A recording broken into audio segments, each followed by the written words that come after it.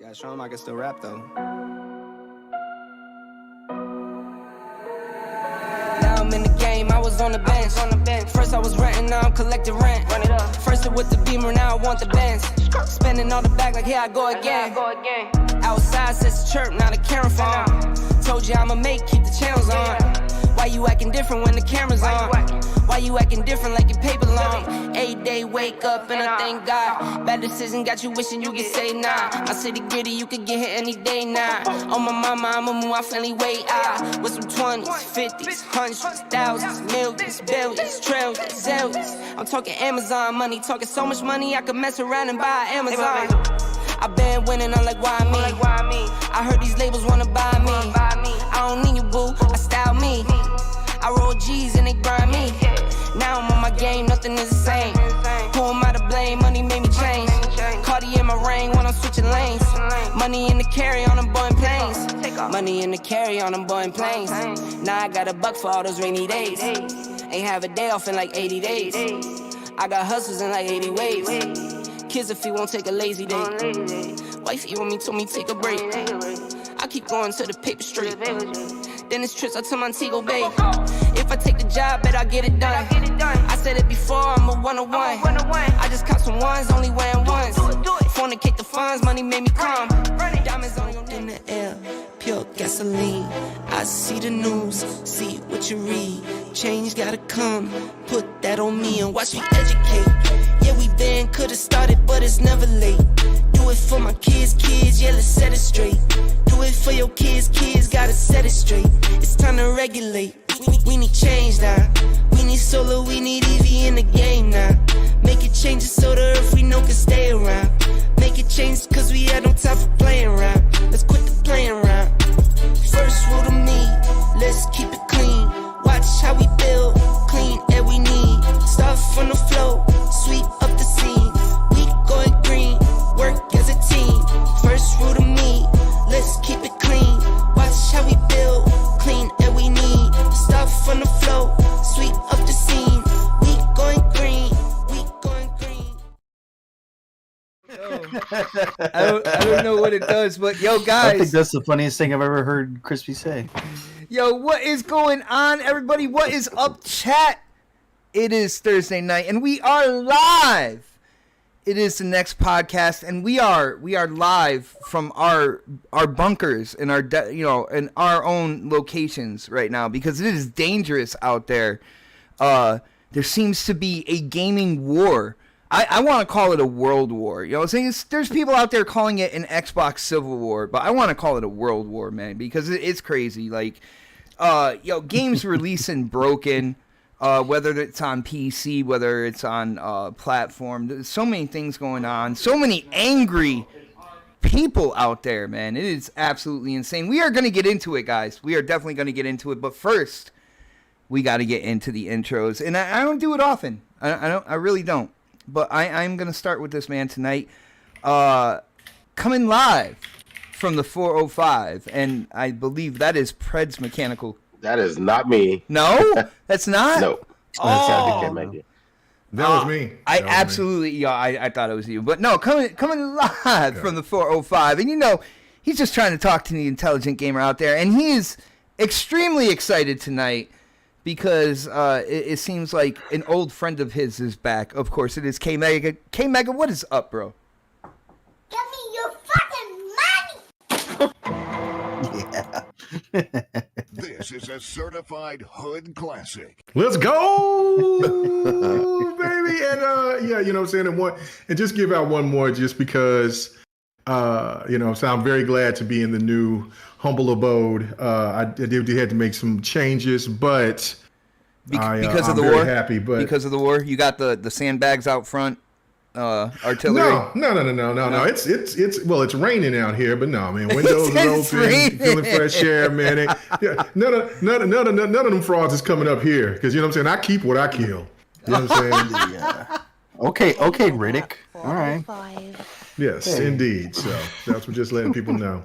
So yeah, no, I keep what I kill. So they're gonna keep. They'll have it over there, over maybe further down over there where there's some Xbox game content creators out there that wants to pander to neutrality But other than that, to try to save face. But no, over here it is the Doom Slayer. let's go. Wow. You guys can tell he got his soundboard back. It is in gonna rare be form. It is gonna be one of those nights. I can already see it right now. Magical. Yeah, when he's quick on the buttons in the beginning, when he's really quick on the buttons in the beginning, you know you're gonna be in for one of those nights. So, but let's see. Next on the list, we're gonna go all the way to the West Coast. It is our resident pony, and I believe he has been in celebration mode for like about 2 weeks now, man. He's man. a drunken stupor all the time, man. This dude is getting lit, and he is just so excited over gaming news lately. Of course, it is Dark Optimus. Dark, what is going on, brother? Oh, hi. Thanks for checking in. I'm still a Piece of garbage. garbage. Yeah, I Oh! love it. I love Yes. it. It's back. Yes, it is officially back now, people.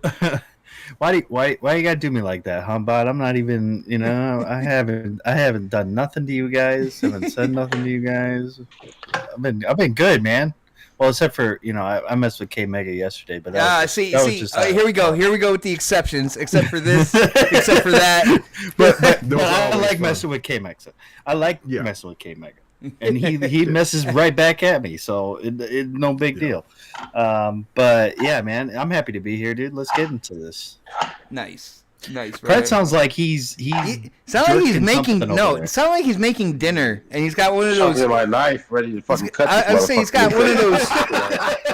I thought he had one of those like plastic like vegetable choppers or something like. Oh, man. But speaking of the man, going to the Lone Star State here, it's gonna be. I think it's gonna be an interesting night with this dude. As you can hear, he is cooking dinner for everybody. It is Predator. Predator, what is up, bro?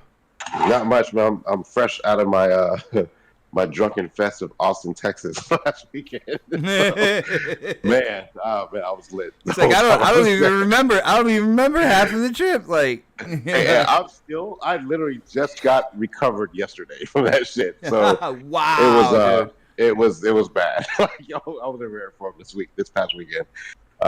I slept in all day, pretty much Monday and Tuesday, and then I could not really even work Wednesday. So today was like my first day of actually working and getting shit done. So, but yeah, I played some games with you guys the other night too, so it was cool, which we rarely ever get to do. And then someone hacked my damn my credit card account today. So What? that was fun. Yeah. Someone tried. I'm with USAA. They're really good with like their security and fraud division. So as soon as it happened, they were like, send me a text message. Did you authorize these purchases? I was like, nope. Block your card. So it was crazy. They obviously I went straight to PlayStation to see if it was them. But Dang. and the first thing they asked, are you a customer of ours? yes, I am actually. Is And they your said, credit card on file, sir? Then we have It's nothing to not- say at it's this not point in it's not time. about it. Then we have nothing to say. Yeah, I don't know how it happened. What they're trying to buy some shit on Amazon and some other bullshit and It was 20 somebody- Uyas. it wasn't even a lot of money. It was like $120 here and like $80 there, and they try to get me on some subscription service so they can pull like another $50 a month out of me. Nice. And it wasn't Pornhub either. I don't know what the fuck happened. So it's but they like, so my bank is really good, man. That's happened to me before. They literally just like when it happens, did you authorize this? I'm like, nope. And they cut my card off, and they're overnighting me another one for tomorrow. So that was my day in a nutshell. In my weekend of drunken fuckfest, making OnlyFans videos for Dark, which will be live this weekend. Dark's gonna Wow. have a collection. Just long swinging, man. Schlong.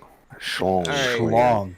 All right, guys. Well, next on the list, guys. If you're new to the show, I just want to let you know if you worry about this next man holding back his opinions, don't you dare. Yeah, that's what you're gonna hear tonight.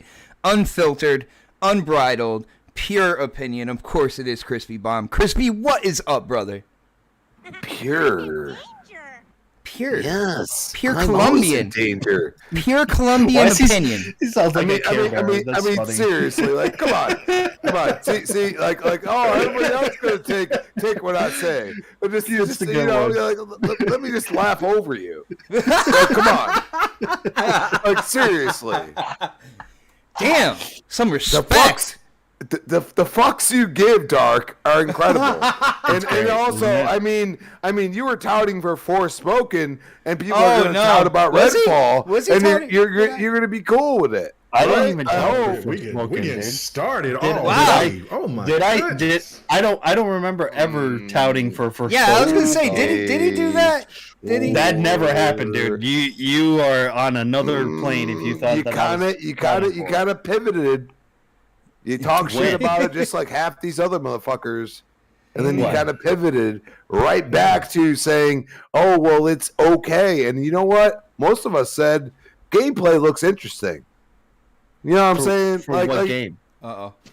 For Spoken. Listen, dude. guys, we are not getting into Forspoken tonight. There's so many bigger I fish don't to know, fry I don't right know. now. I All right? take so much hate to a grain of salt. We're The gonna only do reason what why I most haven't played gamers the game- did, and we're gonna ignore Forspoken. Okay? Yeah, Let's we need to do just move on because this dude is already drunk or some shit because he doesn't know what the fuck he's talking Oh about. no! Oh, Liz White on White Prom is delicious. It is getting frosty already, guys. I don't He- ever remember.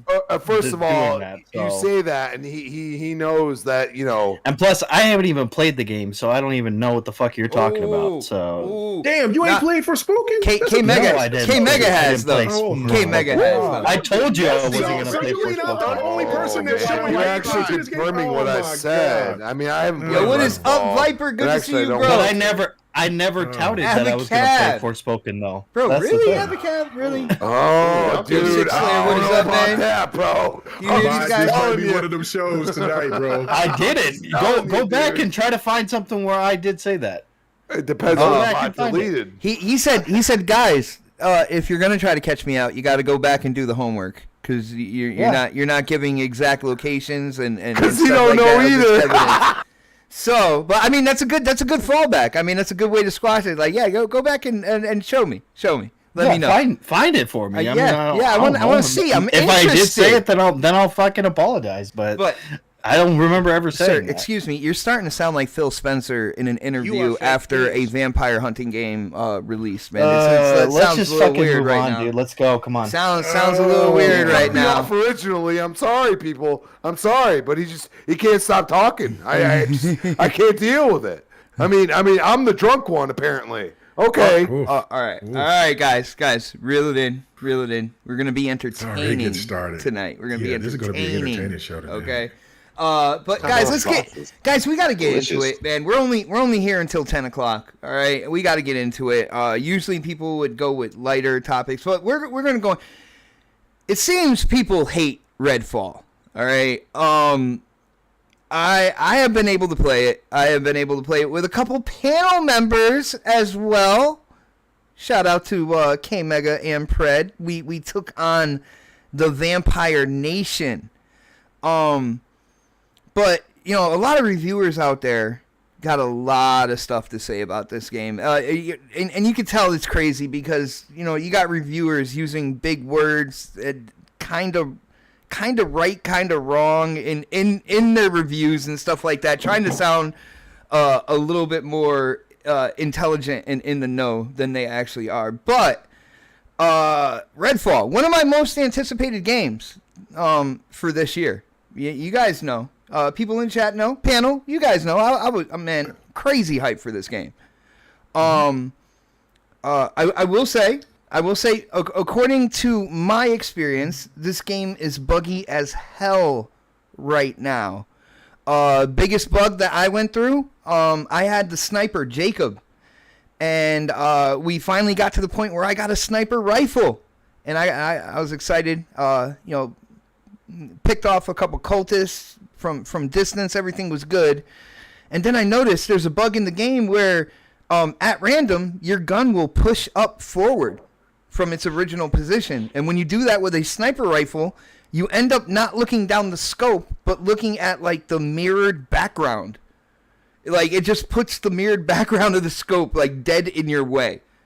Like, so, and you can't see, like, through it. So there are definitely bugs and stuff like that. But I am not going to sit here and tell you guys, like, I had no fun, though. That's the thing. Like, I was there with K-Mega, with Pred, and shout out to my brother Vertigo as well. Usually a golfing buddy, but he also goes play Sea of Thieves and Avengers, and he was in with us as well. And I gotta say, man, there is something about this game when it comes to going into different houses and clearing out houses, and kind of like the storytelling of the environment are some of the things that really caught my interest in this game. I will let you know right off the bat. I'm going to tell you guys, when it comes to paying $70 for this game, I will not recommend that right now at all. I played through Game Pass. I pay a monthly fee for the service for a whole bunch of games. So it's not like I'm paying for Game Pass just for Redfall. I'm playing a whole bunch of games when it comes to it. But I want to hear from the panel here, because I had to get some of that out. It has been a big topic. We even had Phil Spencer, which we're going to talk about his interview as well. Phil Spencer was on Kind of Funny and had some interesting things to say. But let's start with the game itself, and kind of like, I guess you can say, just the I don't want to say bad luck, but the kind of like negative effects of some of the things that have gone on with Xbox lately. Let me start with K-Mega, man. You have been here longest, man. It's an important topic. It's a big topic. I figured let's go to you first on this one. So when it comes to Redfall, it's getting a lot of hate right now. Some of it absolutely justified. I'm not gonna lie, but certain things, man, like they're when they're saying like lack of story or the world, like there's a storytelling environment situation going on that I'm digging in this game, in this environment. But dude, what are your thoughts on what you've got like hands on with Redfall, and what do you think about what's going on with the reaction here? Because now even like kind of like Xbox fans, they're like people that are pointing the finger at other people because they should demand better. Shit's gone crazy, man. What are your thoughts, bro? Well, it goes back to what I said a long time ago.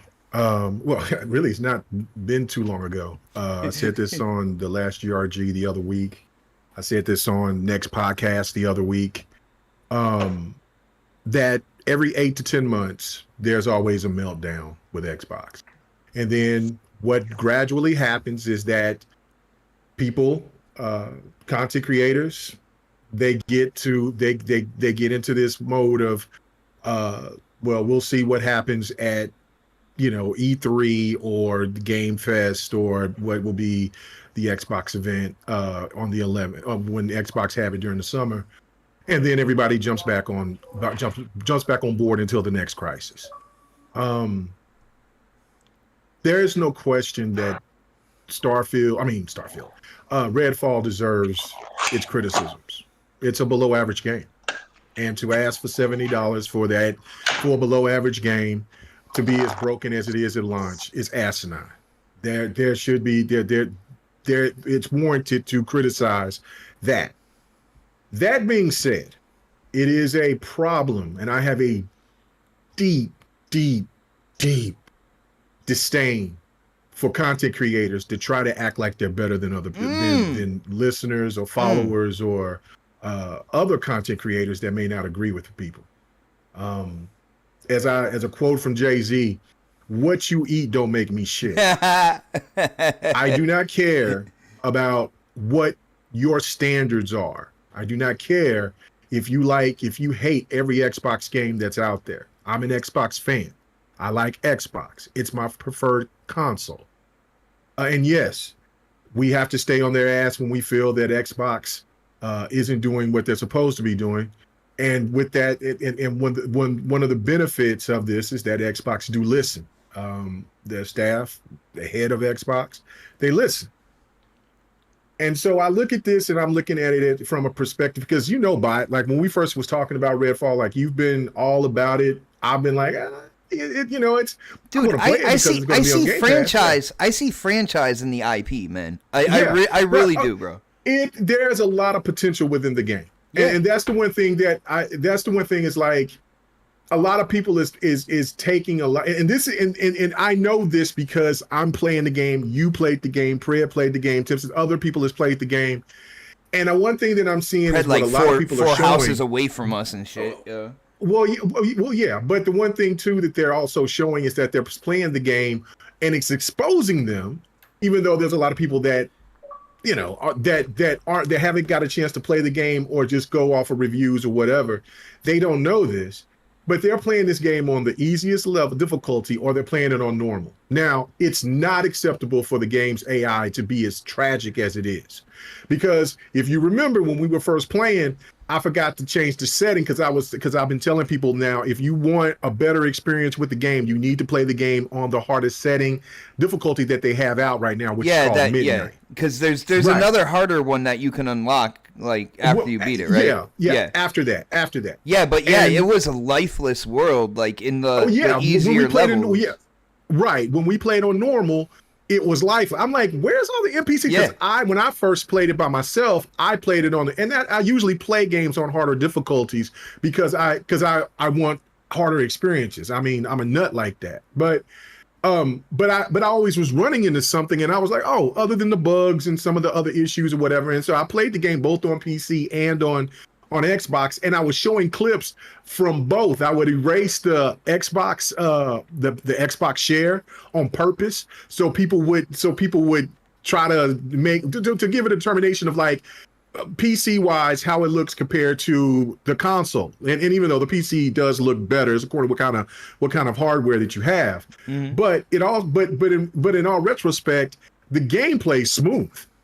The gameplay is smooth. Even at the 30 frames, and then I like playing my games mostly on quality mode. So even though I'm still getting more frames when I play it on PC, the point of the matter is that the game has a lot of potential. Now, and when you play the game in the beginning, it is very soft. It is you kill enemies quickly. It's kind of lackadaisical. When you get further into the game gets harder. Now, that was one of the things that I wanted to know when I was playing with you guys. How does the computer adjust? Yeah, it was ramping up. 2, 3, 4, yeah. And then when we got to a point where we were kind of going through quite a bit of the game, and for those couple of hours, and then we got leveled. You know what I'm saying? And then we got our ass kicked, and then we came back, and then even Fred was like, "Oh shit, let's go!" Like, because it started to revel. We started to see the potential within the game. Now, the AI is still not the best, or even on the hardest difficulty, and that needs to be fixed and patched. But what the biggest problem that I have is that when you have people that will tell other people that you shouldn't like this game because I said so, or because reviewers that we do not know. You're hurting my experience with your lower standards. Right. You're blocking it, and this reminds me and taking me back. Because we've been doing this for a long time, but this is taking me back to 2013 before we both we're going back really to Facebook, bro. We're going back to Facebook. We're going to the Facebook days. And then how Rise was talked bad about because the NPCs, there was the same NPCs. How Quantum Break, that was 720p, the resolution gate era. Yeah. The foliage in the grass and all this other shit. Oh, right? Blades of Grass and GTA, I remember that. Yeah, GTA, and then of course in Battlefield, the difference between Battlefield, because how Battlefield 4 looked on Xbox compared to the PlayStation and on PC, right? And then what was also really hilarious is that even a game that I don't really particularly like, but a lot of people do love, Sunset Overdrive. You know what the whole uproar and shit was back then, other than the resolution games, because those games only was like 1, 2, 3 million million sellers. Like, those games only sold 1 to 3 million copies. That put people in outrage back then. A lot of people remember that shit. They did. And what happened? And what did we go? We fast forward to this point. We're starting to see more and more people ask about, where's Quantum Break? Where's Rise? we know what's happened to Sunset Overdrive. Yeah. But where is those two games? Well, because you, supposed to be Xbox content creators, have jumped on trying to be neutral as what y'all want to be labeled as. Instead of just being objective about whatever the issue with whatever game it is, and saying whatever that is, pointing that out and saying what Xbox needs to fix, you guys go overboard, and now there's a potential that we might not ever see a Rise, or we might never see Quantum Break ever again. We might not ever see, we damn sure probably won't see a Recore. We probably damn sure probably won't see a Crackdown 3. I actually think there's a better chance to see Recore out of like the other titles you said. I think there's a better opportunity to see Rise, Son of Rome than all the rest of the games. Rise, you got to deal with Crytek though. I don't know, and I think Xbox is going to try to work with that, because that's just my opinion on that. Okay, you're hopeful, bro. You've always been cup like half full with games to come out and stuff like that, man. I've been playing games, because I've been playing games ever since I was 3 years old. That was in 1977. I'm sure I was playing games. I'm an old man. I was told that I didn't play games long enough. But the one thing to me is that when you have people that want to take things overboard, it tends to give a bad feeling. And that's the same thing that they're doing with Redfall. Like I said, right? And I hate that we have to do disclaimers these days just to make some people feel at ease, because some people will come out and take little pieces of what you say and put it out of context to make it seem like you're trying to defend a game that should not be defended. You see what I'm saying? If somebody says a game is fun, that doesn't mean that I'm defending that the game has flaws. I'm just saying that the game has potential and the game is fun to play. And it's not a problem to show gameplay to let people see and judge off of their own merits. If it doesn't follow your standard, just like when people will come and tell me, well, Bleeding Edge was trash. Should I change my whole demeanor and my whole love for Bleeding Edge because you don't like it? Fuck you. No, it ain't ever going to be that way. I'm not no bootlicker. I'm not an ass kisser, and I damn sure don't follow behind no damn standard of what is gaming and what is not, because I played so many games, so many different games all my entire fucking life that I know what I will accept and what I will not. So for other people, they have been playing games for years as well. If they want to listen to some of these yahoos out here that constantly is berating everything that comes out because they want to look good for other people, or they do it for clicks, then that is their choice. But for me, I do not follow that trend. I guess I'm looked at as against the grain because I've been told that all this week. The thing for me is that this game, I'm already seeing people that are bigger YouTubers and content creators, from reviewers to podcasters to any and everything, to media, are saying, drop this game, get rid of it, move to the next one. What does that do for the developers that spent five plus years working on that title, to hear a fan base say, drop that shit, get away, not given an opportunity to see if the game could be patched up to work? If people don't buy the game, then that's an indication that there's work to be done. But if it's a new IP, which people have been asking and begging Xbox to bring, why would you want to kill it? That's the problem that I'm having with the whole situation. Not because of what people are trying to say about the problems within the game, because the game does have a lot of issues. It has a ton of issues. It has a tons of issues, and it should not. And like I said, there's no way in hell other week I could condone $70 purchase for that game. Right, no way. That's just absolutely, like if Xbox wanted to do a solid to the gamers, and I don't know if I said this here, but I know I said it on GRG. If they wanted to do gamers a solid, then you let that game just hop on Game Pass, and you say when we complete everything that we promised that was going to be on the game with the 60 frame option and all the rest of that, then you charge the $70. Until then, just let that game just ride on and just show good faith to the gamer, to the supporter of your brand. That's how I look at it. But I understand that it's a business and these people want money. But what they did is that And that was what the former head of Nintendo used to say. You can put delay in the game. The delay in the game is not an issue, but when you bring out a game that's broken, it's certain death. Now I know I'm not quoting it word for word, but it's not certain death anymore either, because of it's not. moving over to x86, and now we have an issue in just the gaming industry right now when it comes to games coming out. And I know people are focusing on Xbox, and let's be real, they've had a bunch of news lately that hasn't really been great on their side. You're talking about the ABK deal and kind of like the more time added to that whole situation.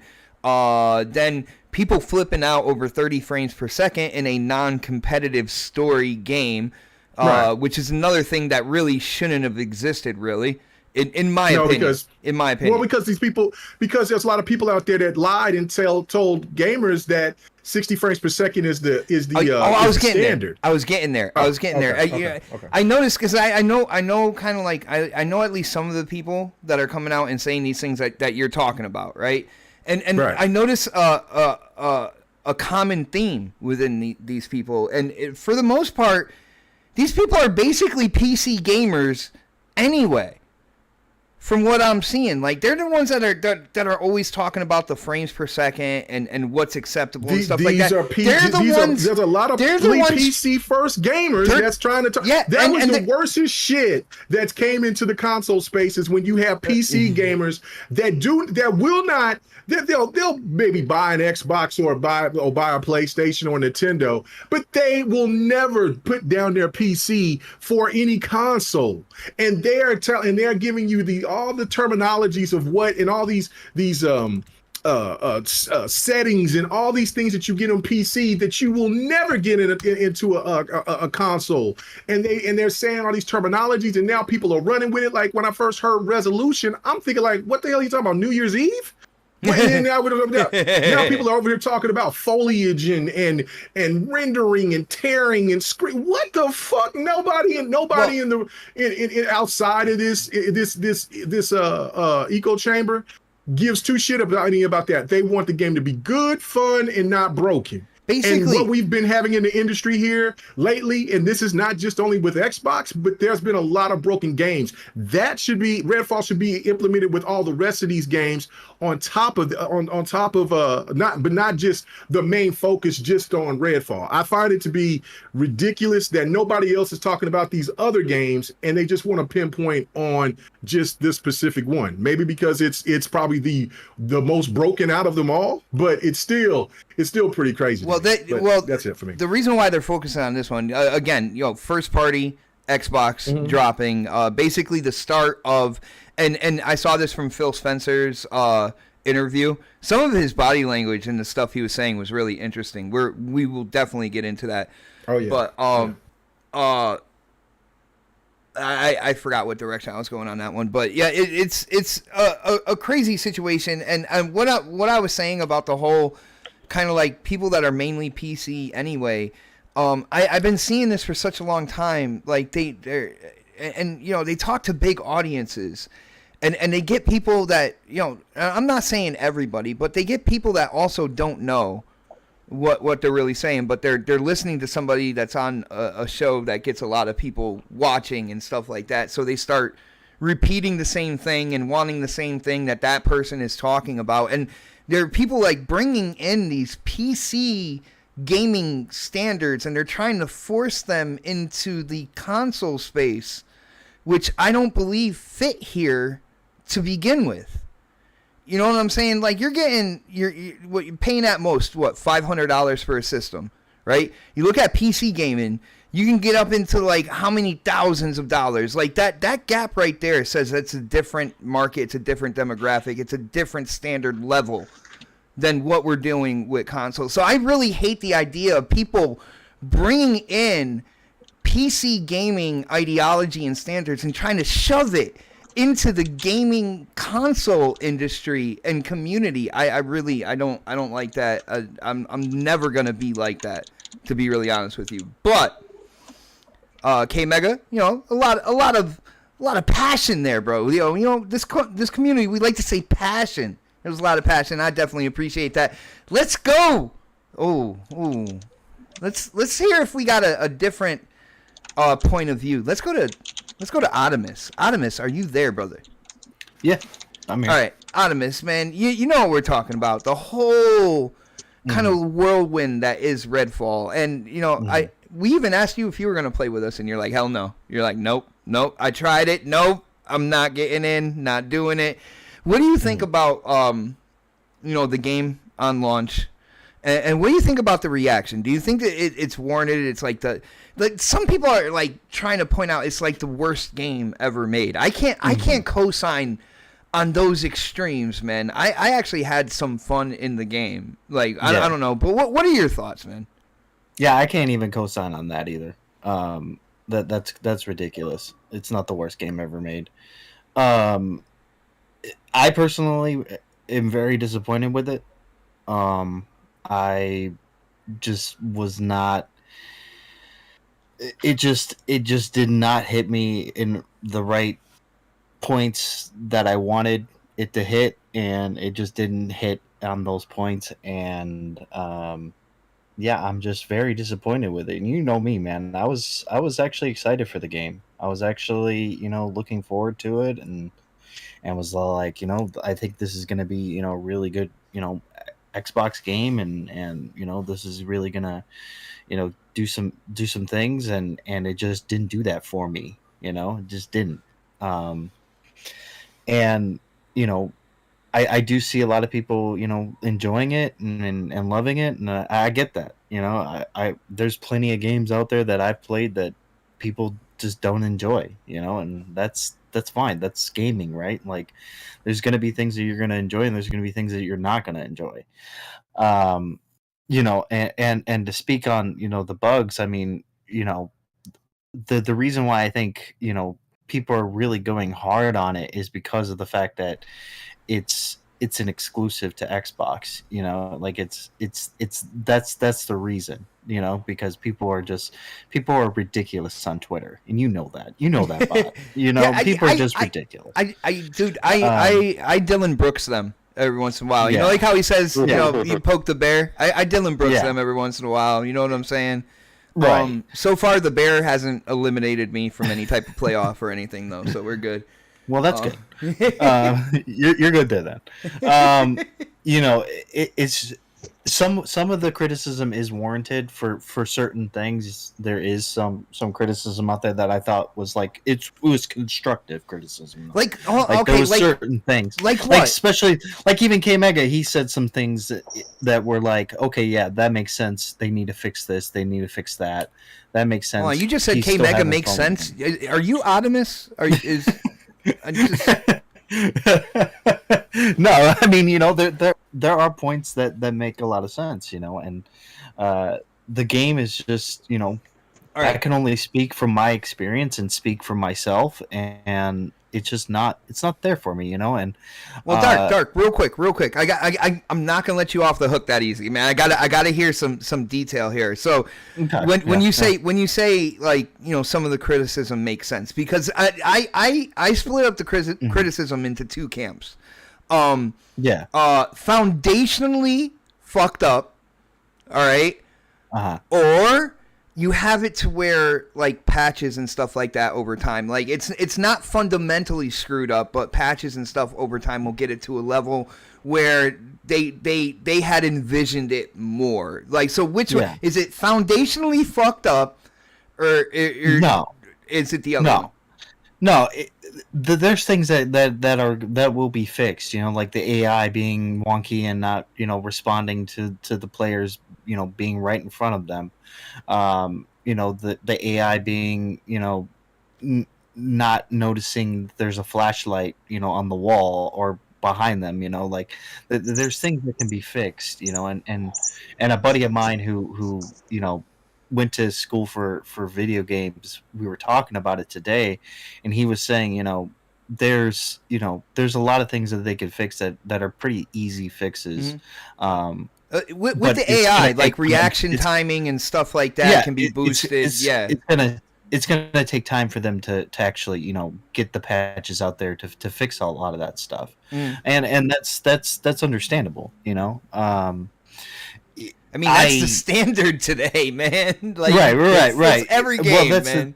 That's the thing. I think about it like this, you know, people. I love Jedi Survivor, yes, but it has its problems, and that company should be ashamed of themselves for coming out with that game broken like that, especially when it's not even playable on PC. Now it is, you know, because they patched it, but even then, it still has its problems, you know.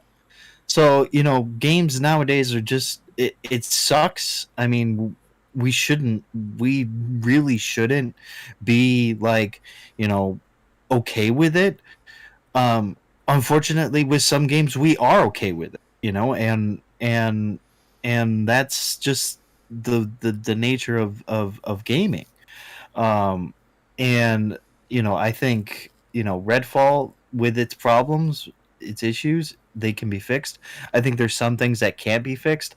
I feel like, you know, the mission structure is a little too fetch questy for me.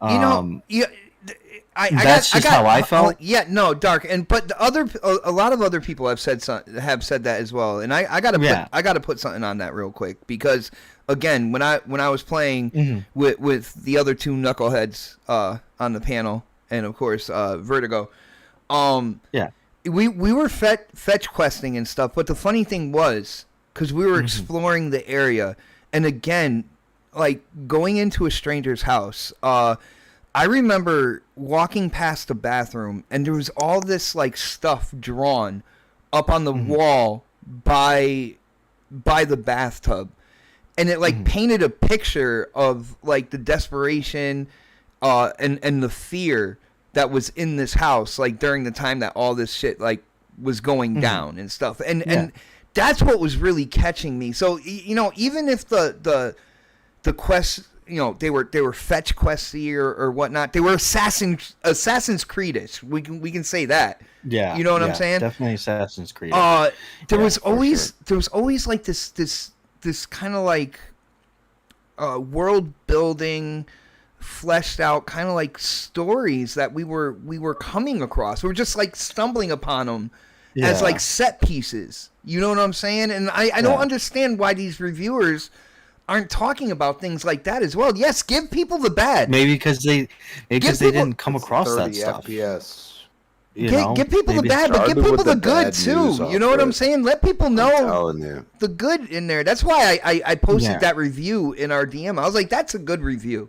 Because he said what he thought was bad about it. And at the end, he was like, but yeah, you know, I had some fun here too, though. And he let people know where that was as well. Yeah. So yeah, but go ahead, Dark. My bad. I had to throw that on there, man. No. You're speaking from your experience. I'm speaking from my experience, and we have two different experiences, you know. And that's completely the you know, the whole point of us talking and us doing a podcast is to have those different experiences be fleshed out on the podcast. So, you know, it's for me, I didn't come across any of that stuff. Of course, you know, I only played it for like about 4 hours. So, you know, and I really did try to, like, I played it the first day it came out. I played it for maybe about 2 hours. And then yesterday and today I tried to go back in and play it, and I just can't do it. You tried to do it for us. What it is. Us in the chat, man. I got you. Really, I did. I tried to do it. I really tried to like it. I really did. I really did, and I can't. I just don't know why I can't. Well, actually, I do know why, because it's just, I feel like it's, you know, the vampires aren't threatening enough to me. You know, I even got to the point where, you know, I was going up against a ton of vampires, and I was just taking them out I was taking them out really in like a few seconds. Like, dude, the ones that were draining my blood from a distance were catching me hard, man. All I had to do was just use the ray gun, the UV ray gun, and the stake the stake launcher, and they would be done in like a matter of Were you seconds. Were you playing on like the hardest difficulty you can go on? Yeah, I was playing on Okay. midnight. Yeah, Got you. I was playing on midnight, and literally once you turn them into a statue, you shoot a stake at them, they're done. Yeah. They're dead. Yeah, you could punch them. Have You you could just played with punch them. friends or did? Well, hold on. No, I only Let me played by ask- myself. I didn't play with friends. I only play by myself. And this is So why I that's think the coming biggest from problem is myself. Scale up Well- difficulty. I'm telling you. Yes, that's exactly what it is. Because That's what he when did. I was playing by That's what he myself, I have to agree with I have to agree with Optimus on this one. Is that it did seem a lot easier, but again, we went when we played together a lot further than what I did. Well, I wouldn't say a lot further, but we went further. And we seen that, but even when I kicked it up on midnight and we were playing together, I seen that I felt and experienced them being like what Crispy's saying, scaled much more. Well, not tremendously harder, but they were a lot harder than what they were when you play single player. So I think that is also another flaw to the game. Right. But I think that's another situation too, where there's a lot of people just playing But the single player experience and not playing multiplayer. And that's the thing for me, that's fine, that the multiplayer, the co-op, this is supposed to be a co-op game, and they should have touted it as being a co-op game instead of, you can play it in single player. They really should have said, they should have doubled down and been like, listen, you should really actually play this game with friends, instead of playing it by yourself. Dark, you read after playing it, you know what I thought? I was like, yo, this is a great world and a great foundation for a game as a service. Like, it really is. Like, dude. It actually, even playing it single player, I was all like, yeah, this is probably better. I was even thinking that when I was playing, I was like, oh yeah, this is probably better with friends, because friends usually make it more interesting anyways in the first place. On but then the they next also, topic, because Phil kind of said that, let's be transparent. But I mean, I'm gonna leave it at that. Well, Optimus, and the funny thing about the co-op, and again, this is something else that's for some rhyme or reason, and I just can't put my finger on it, these reviewers didn't talk about. But when you're playing co-op, there's a trust system mechanic in the game that I think is really interesting, because I didn't even get to see that stuff. Yeah, because what it does. But that's the thing. I'm already dampened on my experience that it'll take me a lot for me to go back and actually play this game again. I hear until you. they fix things and do all that stuff, But since I let the cat out of the bag about it, I like that you guys, are enjoying it. I do, I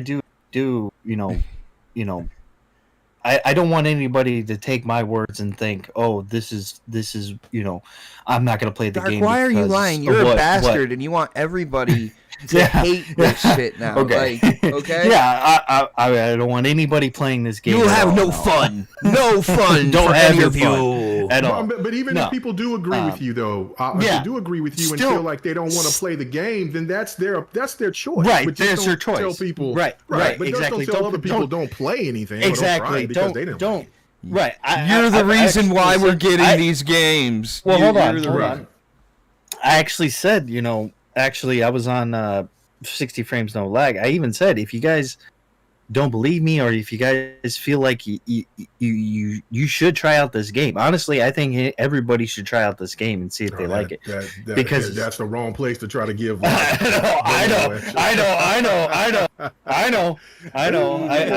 He's acknowledging that Redfall is living rent free in people's heads right now, because we keep talking about it, and it's been for how many days now? Like everybody keeps bringing up Redfall. So some gamer that doesn't know what Redfall is gonna be like, "Well, what's this?" And then you're gonna see some people liking it, some people hating it. It'll get a cult following. It's I don't know. It definitely has a saving grace by being on Game Pass. That is for sure. If it wasn't on Game Pass and they charged $70 for this game, I think I would be if you want to, I think I would be livid about it. As of now, I think it is 70 very quickly. I think they're going to go down to $50 within the next I wouldn't be surprised. Honestly, it's gonna be $50. That I wouldn't be surprised. In a month, I would say it'd be about $30 probably in a month. Yeah, no, you know what? That's where I go and say, like, dude, do a $30 preview. Dude, in a month, if it drops to $30, I am going out and looking for the limited edition with the steelbook buyback edition. Like, yeah, you know what I'm saying? Like, because then that's gonna be dirt cheap as well. And I want the art style is so cool, man. You know what I say? I want this experience for Phil and the team to be a humbleness and say, you know what? We are not running on all cylinders ever, and we always have to be better. And I think if they do that, which I saw from, the next topic, but seriously, I mean, we need to see some humble. Humble pie, sometimes it tastes bad right then, but then all of a sudden it cooks real good after. And you know what I'm saying? So you gotta look at the way that interview went. And the amount of shit he took, and he looked mad. He looked like he trusted people that did not deliver. Why are you forcing another topic? He doesn't want to talk about. He doesn't want to talk about Redfall. He's like, fuck Redfall. Let's get to the interview. Because he didn't play Redfall. That's probably. No. You gotta wait till everybody played it. Shit, damn. This the good catch, K Mega. Good catch, all that. He's like, he hold was trying to Pump force your it brakes, and fool. just jump over my brother Fred. Man, come on. I can't wait, man. But no, hell no. Yeah. I've been trying to get y'all to go to Pred. He's like, yeah, I'm done with it. Well, Bob kept on asking me questions, so I was just like, okay, we'll just keep continuing. We're having a conversation. Stop. I'm just fucking around. We were having an entertaining conversation. No, Crispy! You will not have fun here. This is not a having fun podcast, damn it. It's like Redfall. You cannot have fun with it. I don't feel home. Damn, like then I am now. I feel dirty then because I had fun playing Redfall. How dare I? How dare I? You dirty little dude! Little I am the problem in this community. I need quit talking about. I need to demand more.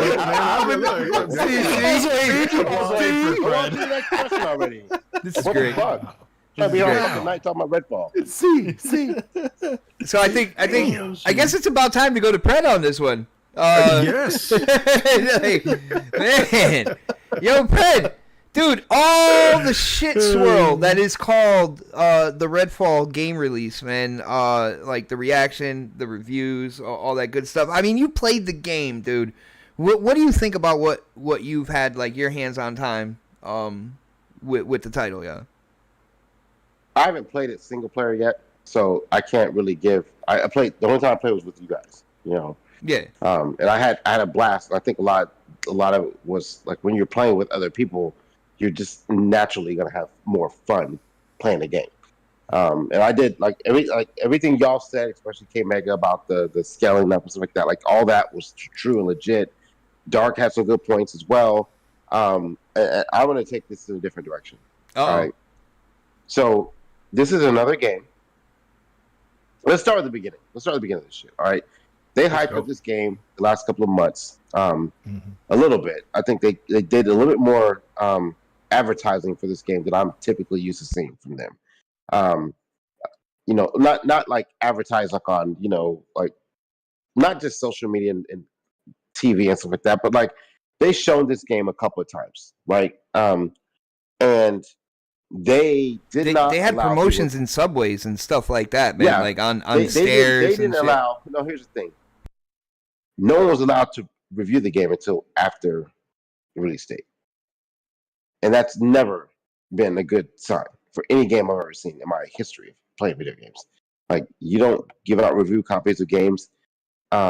And I don't know if they expected the backlash or they knew. It was the week. It was the weekend right before the release. It wasn't like it usually is. No, like not at all. Would do. So that was a red flag right there. And then my biggest thing is this is another game from Microsoft that has launched new IP. Started out with a lot of backlash, whether it's the frames, gameplay, the AI.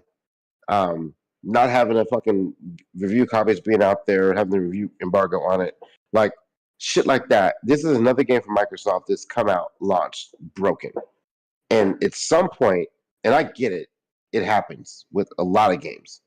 Even like EA, Sony, like fucking pick a company. Microsoft, of all these places, all these games all these people that make games, Microsoft, of all people, cannot release a broken game. It just gets thrown in the fucking garbage from the jump. It's just like any game you could think of that's not an Xbox game or a game from Microsoft. Microsoft gets that shit, multiply that by 3, because that's how fucked up it's going to come out from the media if it's broken.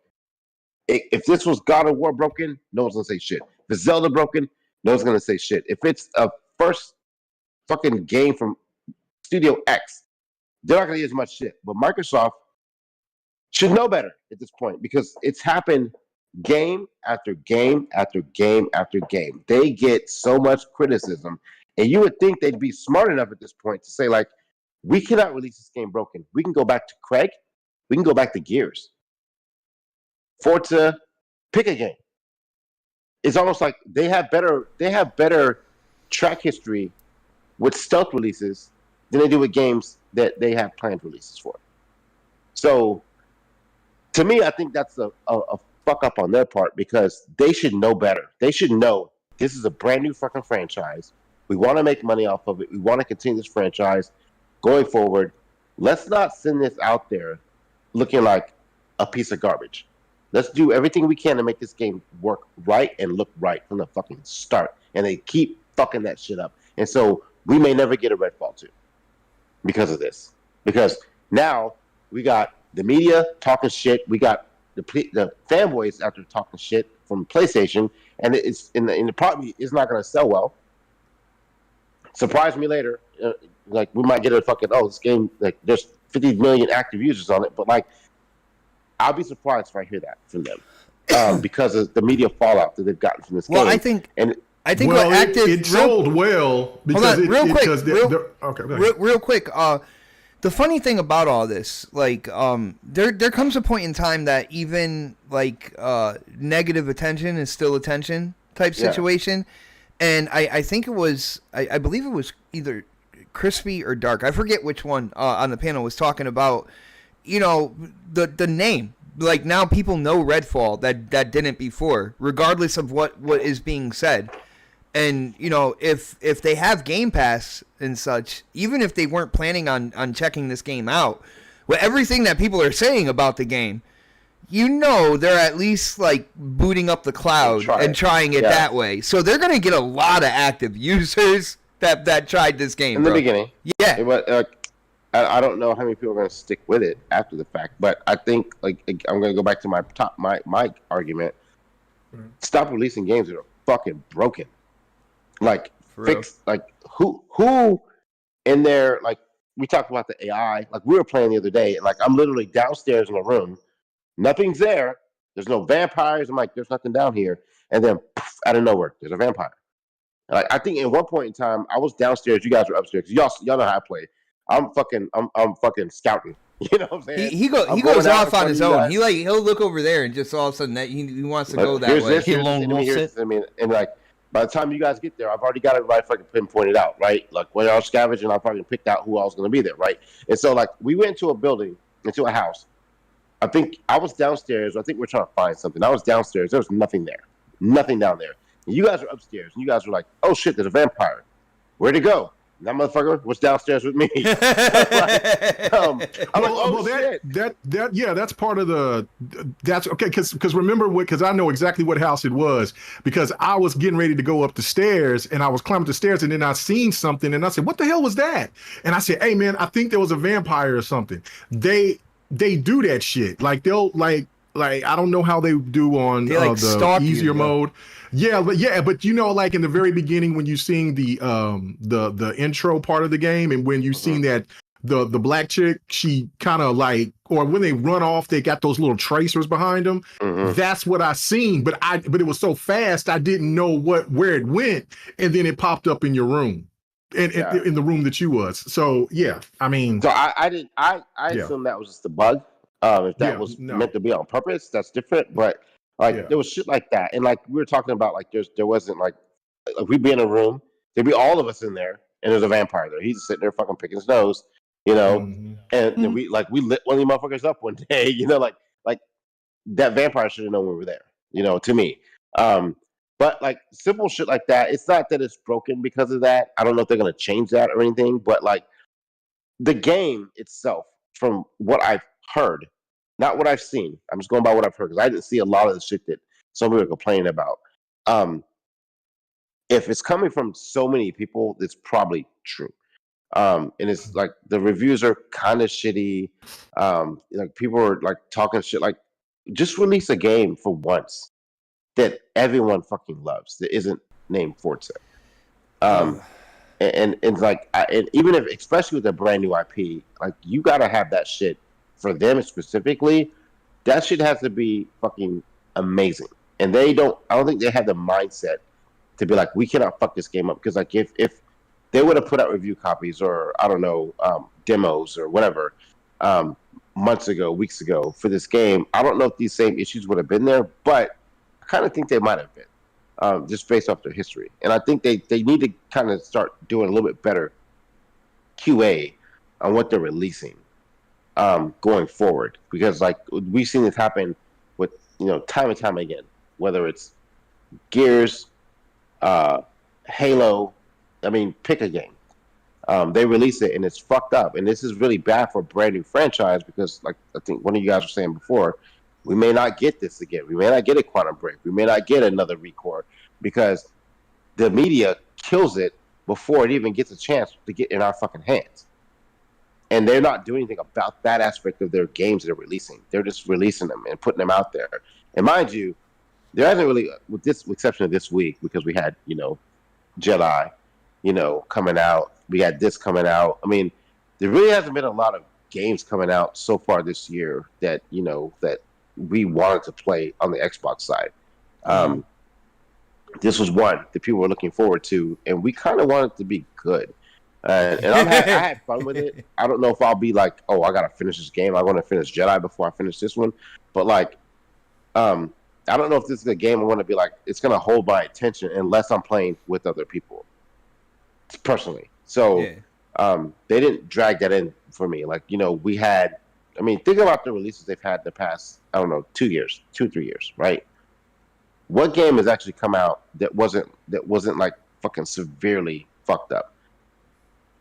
To some degree, like it's getting bad because it's not even just Microsoft now. It's everybody who is doing this shit, and they're coming out fucked up shit, especially on the PC side. The ports are sucking. They're sucking. PC is getting it pretty bad right now. Yeah, like, really bad. Yeah, and I don't know what's going on. Jeremy Brown wrote something really, really, really cool, Pred, and everybody. I just want to read it right fast, and I'm to be done, Pred. My bad. But this was I just had to say this. Oh, okay. Jeremy Brown in the chat said, because of course it's I forget, I don't know if it was Christopher Hart or whoever, he was over here talking about Game Pass effect, but Jeremy Brown said Forspoken, Jedi Survivor, Callisto Protocol, Pokemon, Babylon Falls, The Last of Us PC, Game Pass effect, I suppose. You know what I'm saying? Like, I mean, that's what I was talking about in the beginning. Really? Bro, I mean, Babylon Falls was beyond broken. That game wasn't even on Xbox though. But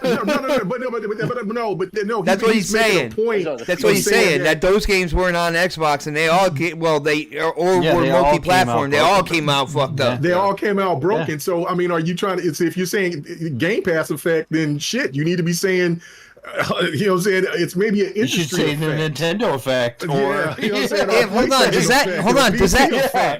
Does that mean that Hi-Fi Rush actually had like the smoothest release so far this year when it comes to games? Perfect game Probably, that came out so far. Yeah. I didn't play Minecraft, but yeah, Hi-Fi Rush is so far for every game that I've played so far. From the big end, and we're even talking about Hogwarts Legacy. Like, I mean, that came out that even choppy had and problems. messed up. Yeah, and especially on the PC, it was horrid. So yeah, it was. So did the remake of Resident Evil 4. I just want to let you guys know all those games. That's all Xbox's fault, by the way. It's all Phil Spencer's fault. Yeah. Which is why. But to be fair, like we're spending too much money. You're asking me to pay $70 now. It doesn't matter what system you buy it on, and they're broken, all of them. Mm-hmm. And like as an industry, like as gamers, like put away your fucking like your affiliation to whatever company. We need to speak out about this shit. Like, bro, like you're asking me to, like I should have to wait on a patch of 2 months in for the shit to get fixed. You know how long it take for Cyberpunk to get fixed? I mean, like, is it fixed? Like Cyberpunk was broken so bad, people put the game down and didn't pick it up for another fucking year. That's how bad it was broken. Some people. I haven't touched it since I first got it. Like, and fuck on PlayStation, God forbid. I don't know how long y'all waited, but like, they took it off the fucking store. You know, so like, but like we've been dealing with this shit this whole generation. It's like, as a whole, gamers. I don't care what affiliation you have. Like, speak out about that shit. Stop worrying about what system it's on. It's like, why are all these games coming out fucking broken? All of them. No matter what system you're playing on, they're all fucking broken. I'm on my soapbox now. You're not lying. I can't believe this Master Tracks dude said that Dead Island is probably the most polished game of this year. Oh my god, dude. You're smoking some crack, bro. I'm just saying, you smoking something, and you on another level right now. It's working good on me. Sorry. You want the crack? You want the crack, man? So let's see. Oh man. So I believe we got everybody when it came to Redfall. No, we didn't get Crispy. Crispy wants to go to the second topic. Crispy's had enough of all of us. He already claimed. He hasn't played the game anyways. So. He already claimed that. You know, when it comes down to it, Phil Spencer, if he has an interview planned, because this happened a couple times already. No matter what's going on in the industry, no matter what's going on with Xbox, like once he's pretty much verified to get on to a show, he's there. And he was on Kind of Funny Games, had an interview, and I gotta say my personal thought real quick right off the bat from his body language and stuff, you can tell he feels kind of defeated when it comes to what's going on with Redfall. I think that's the main thing, and kind of like the whole ideology that people are concerned about Xbox in terms of putting out first party. And the funny thing was, because there were some really interesting things from Phil. You can tell he was really anxious, and he kind of. I can see like the defeat coming from, because we're so close to showing you these other things, as well as the games that are coming out this year. You know what I'm saying?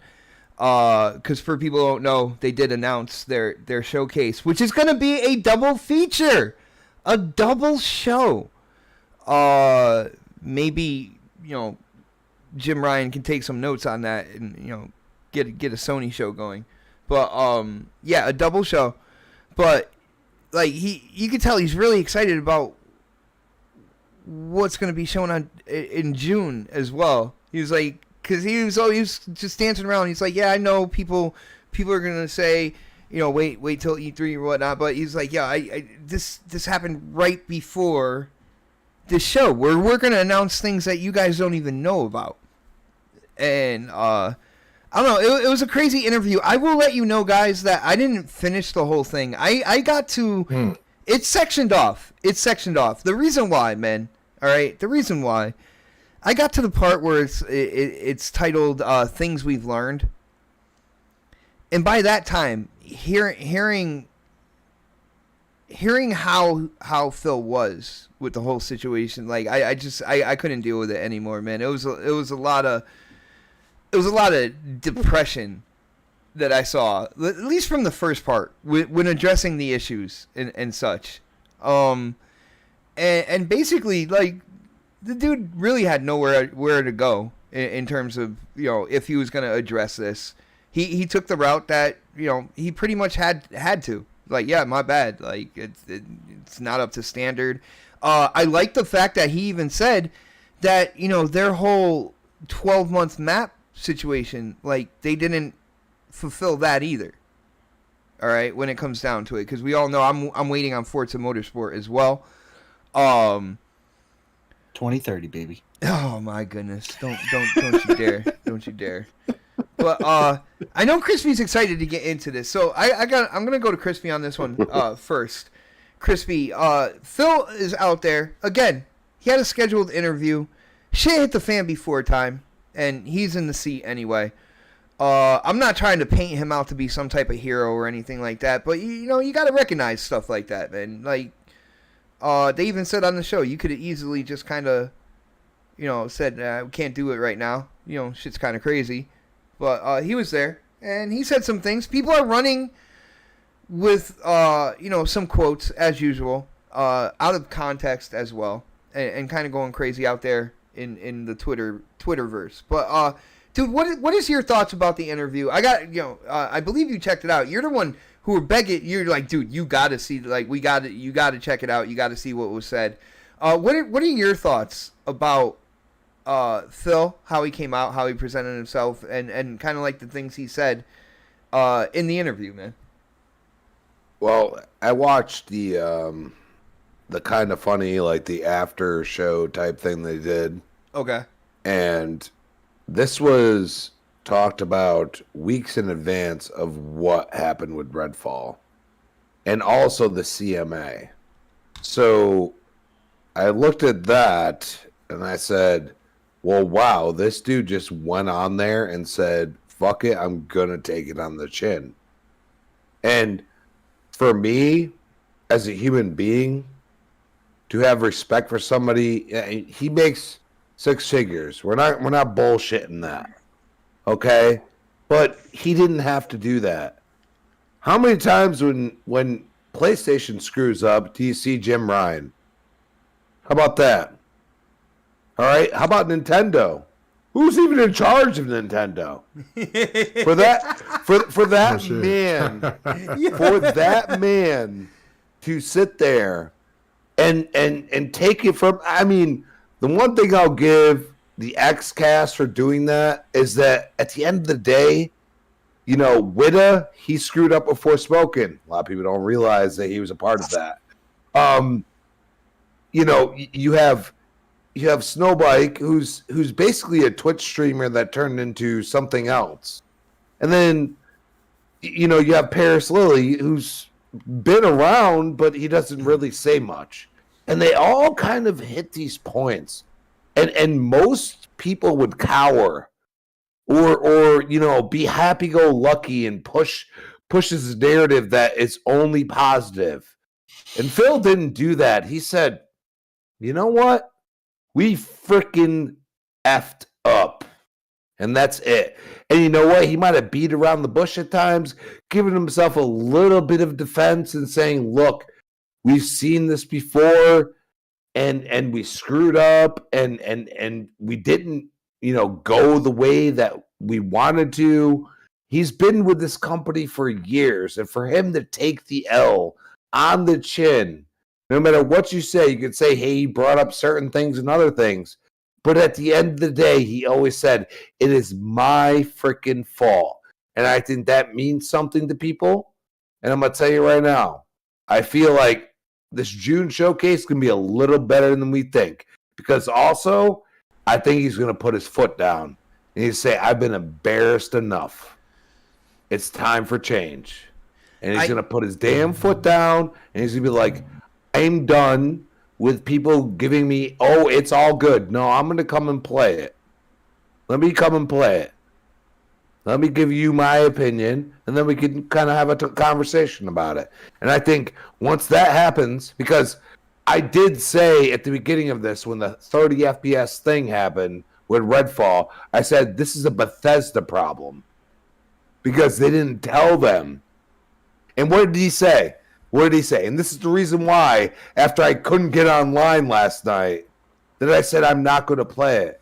It's because The Coalition was the first name he brought up. It's running on UE4. I'm going to wait for the 60 FPS now. I want to see what happens. Because he wouldn't have said that if they're not already working on it. And that's what I'm going saying. When it comes to frames per second, the way the game runs on the engine, guarantee the Coalition. And not only that, but think about what, freaking Rare has been through with UE. You know what I'm saying? So you look at that, and those are the first two he brought up. And you go and say, you know what? I'm not going to judge the game now. It was almost like a godsend. I couldn't get on last night. Couldn't do it. I reset my. I thought it was me. I thought it was my problem. Then I started seeing it on Twitter, and I'm like, well, And then I saw this interview when I got home from work, and I was like, well, shit. Now I have something to wait for. But I said this when I heard about 30 FPS.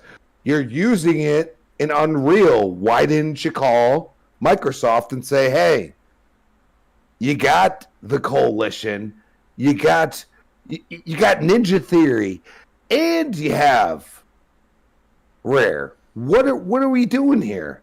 Ask them for help.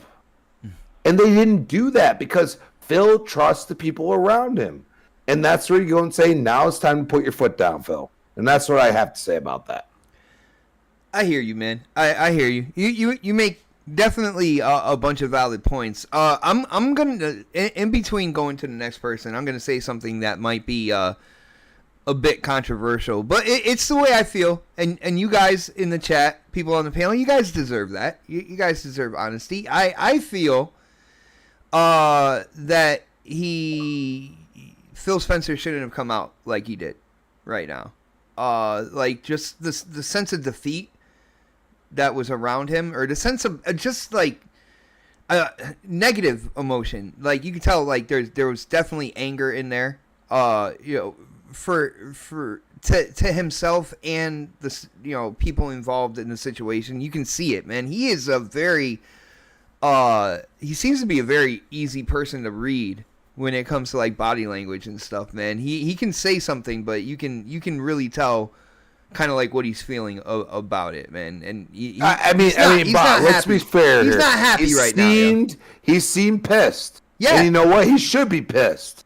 And that's the point. Well, that's where I go and say he was blindsided by this shit. He was blindsided by the CMA. He was blindsided by Redfall not reviewing. He said, almost 20 points is what they have freaking mock. No, he said double digits. He said double digits.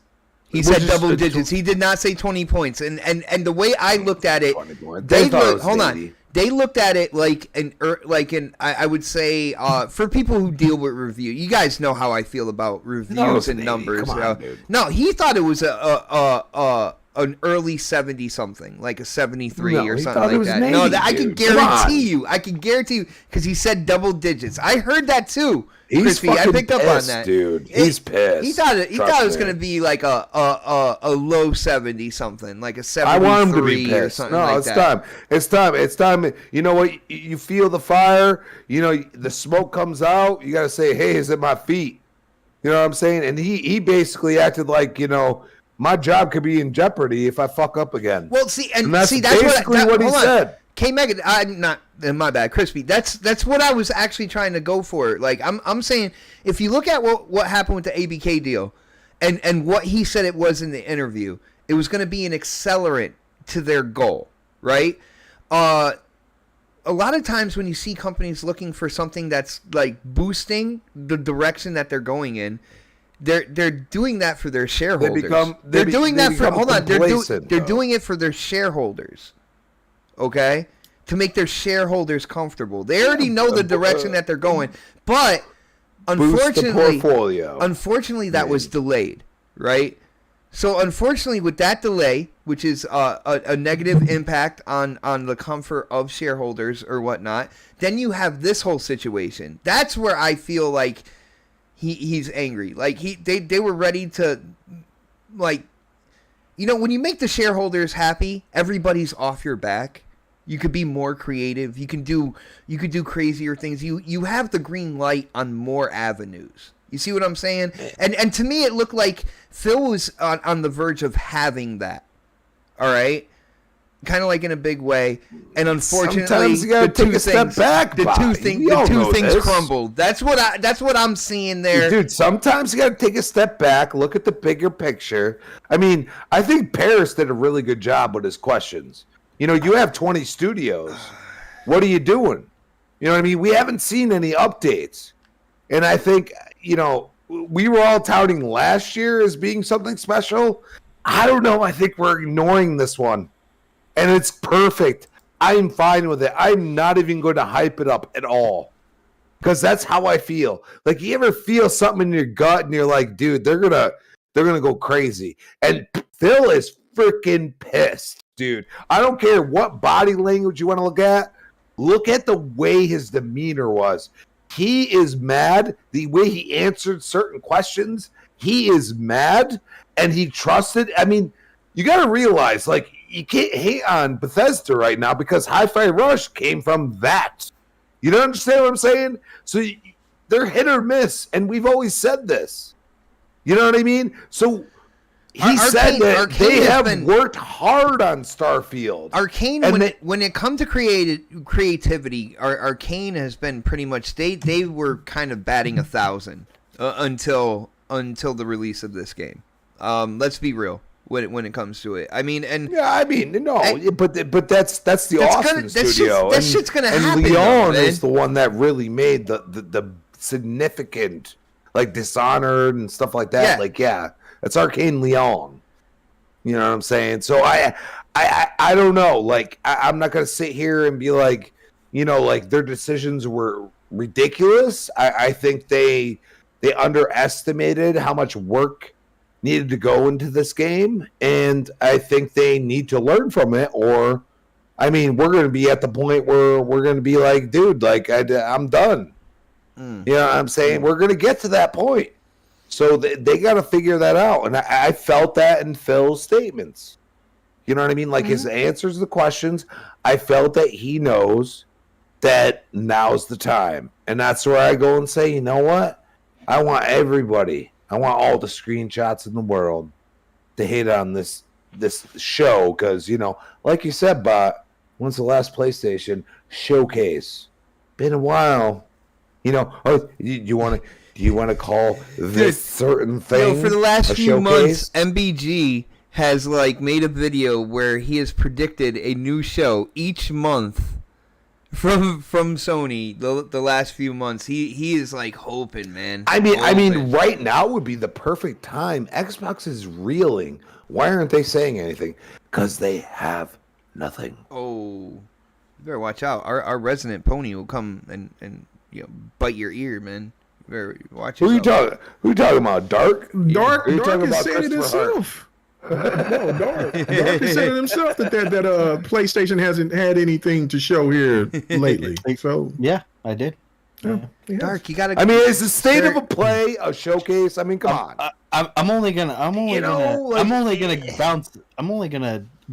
go at Crispy if he says something that wasn't true about PlayStation, but everything he said so far has been true. All right, well, let's get Pred in on this one. Yo, Pred, now we're getting into the interview, and I gotta say, dude, again, I did, you know, I said what I said about what I felt from what he was saying, you know, what Phil was saying, but I also got a lot of good stuff. Again, you know, fanboys out there will run crazy with this, but he is really looking forward to June 11th, man. Like, like, you could tell he's frustrated that this shit happened right before this show this year.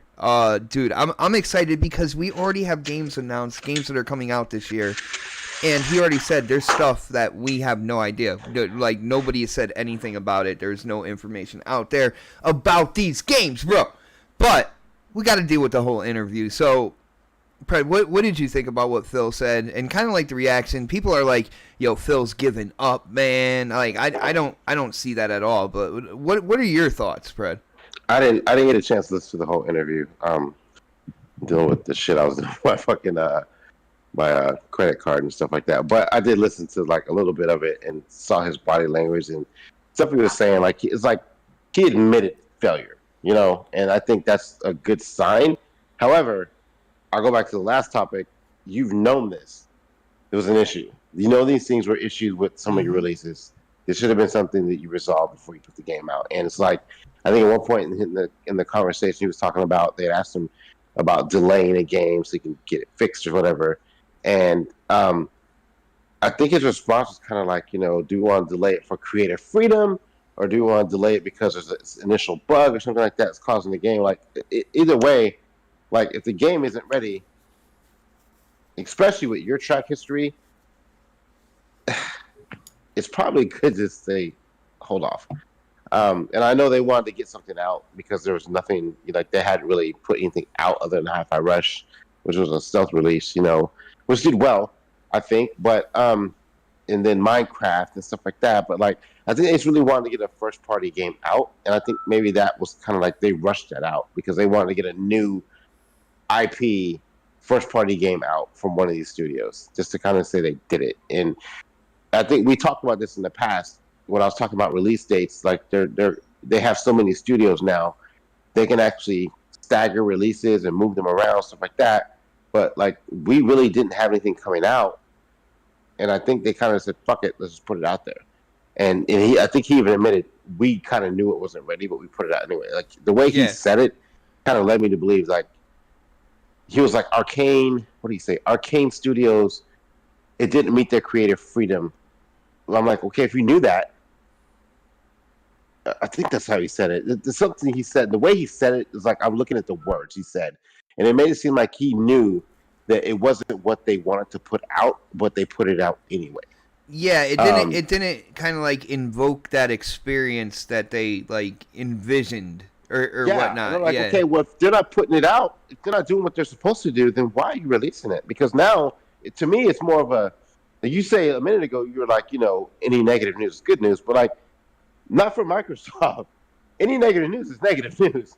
And people might be talking about Redfall, but they're not talking positively about Redfall. They're not like, eventually, you know, if the game it's getting bad reviews, it's getting bad press, people who might have picked up the game they'll never pick it up. They'll never try it. Even if it's in Game Pass. Some people are like, fuck it, I heard this game sucks because I saw it on the internet, and the internet's always right. And they're never going to pick it up because they're going to be like, that game sucks. And they never even played it. They never even tried it, you know, and they're not going to be wanting to try it now because all they see is Redfall, negative, bad press release from Microsoft. Like, I mean, like I'm seeing it everywhere I log on now. I'm like, it's all negative news about the game. And if I had not played it with you guys and I was just a casual fan, do you think it's like going to the movie theater. It's like, you know, watching a movie and you hear the movie sucks. You're probably not going to sit there and waste 3 hours watching it because you've heard so much bad press about it. And then one day you might be like sitting here watching TV and it's on and you'll be like, oh shit, that was actually a really good movie. I don't know why I got such bad review scores. And we did that. We've done that with a lot of Microsoft games over the past. And some of those games are games that people are still playing now, like Grounded.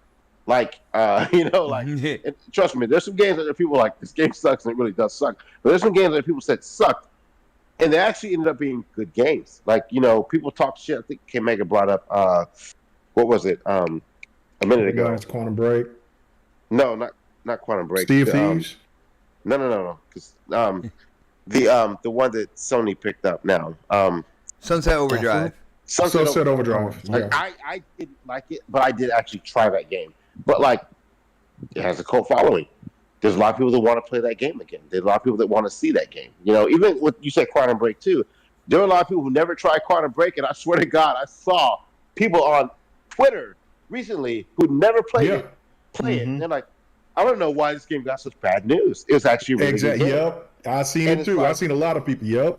And it's because they listened to what everybody else was saying without actually trying the fucking game, you know. And I think this game will be one of those, you know, because by the time it gets fixed, patched, they start adding some DLC to it. If they, you know, even go that route, eventually it could become a good game. I'll give you a perfect example. Destiny, the original Destiny. I hated it. It gave me it was a bad taste in my mouth. But a lot of people play Destiny now. 2, 3, whatever. Like they play it now. But like when it first came out, that game was shit. Division, shit. When it first came out, the original Division, shit. When it first came out, Ghost Recon, shit. When it first came out, people still play those games, but they eventually came, fucking God damn, I'm drawing a blank right now. Our military games, me and K-Mega played. Like they come out and they say it's shit, Battlefield. and then Battlefield, like it launched, it was shit, and a lot of people backed away from playing it after it came out, and they're like, this game is shit, I'm not gonna play it again. But then you know what? They patched it, they fixed it, they came out with other updates and stuff like that, and now people are actually getting back in the game. But like, I don't know if Microsoft has that patience anymore. And we've talked about them releasing or picking up brand new first party games, and then they sell shitty, and we don't get sequels. And this could be another one of those games because it's gotten so much negative press. And they just say, "Fuck it didn't sell well. Let's trash it." Sony's starting to do that shit too. Like Godfall. You think you're gonna see a Godfall too? Dark wants one. He needs a sequel. We'll never see a Bleeding Edge He needs again. a sequel. What was that game that Sony came out with? It was like in a stadium type shit. And All Stars. What was it? Destruction All Stars. Yeah, Destruction All Stars. You'll never see that game again because it got so much bad press. No matter like how good it might have been, it could have been, but because it got so much bad press in the beginning, a lot of people just didn't touch it and play it, and they never even tried it to see if it was any good or not. Lawbreakers. I actually like Lawbreakers. I actually thought it was a fun game. But me too. I thought it was fun as well. And no one fucking played it, and then they're like, "Oh, well, that's what happens." He's bringing it back. No, he's not. Well, he's fighting to try to bring. That's what he said. That's what he said. He's trying to bring that shit on Xbox now. See, we'll play it on there. We're not. Xbox first, people. Yeah, I mean, but we as gamers, not even just the media, but we as gamers listen to the media, and we kill games before they even have a chance to flourish.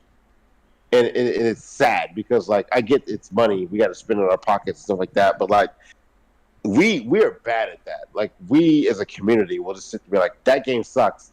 How do you know? Such and such said it did. And so like, we run with that, and then we're like, oh, and then we actually pick the game up and realize that, oh, it was really a good game.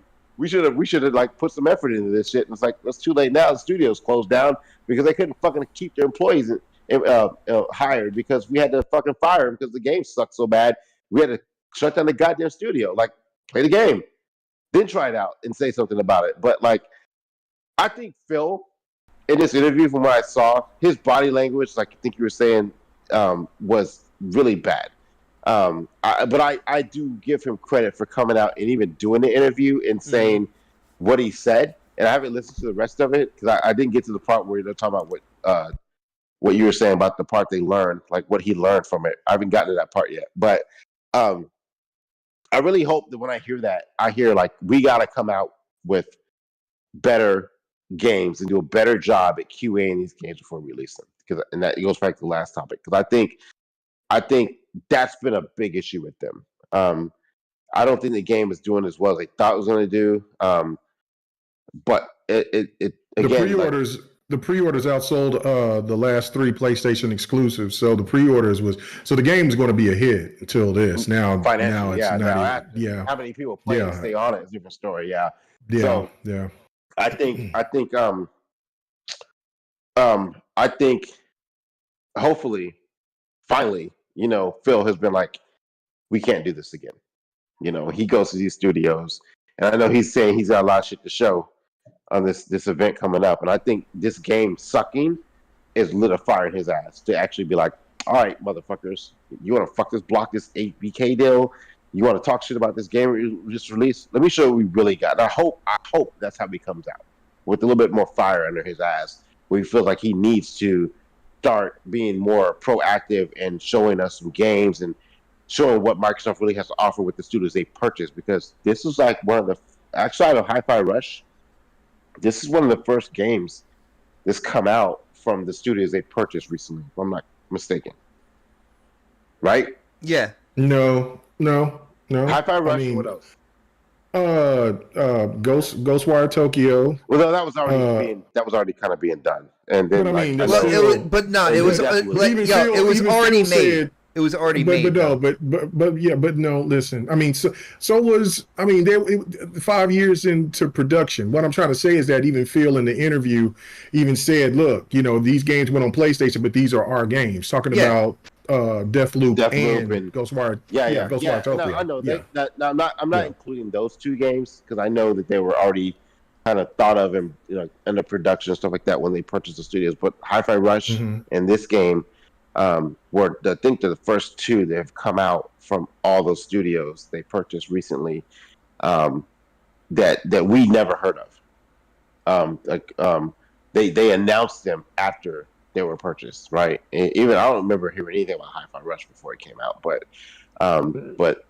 this one was one of the ones I think they were like, oh, we got some new studios.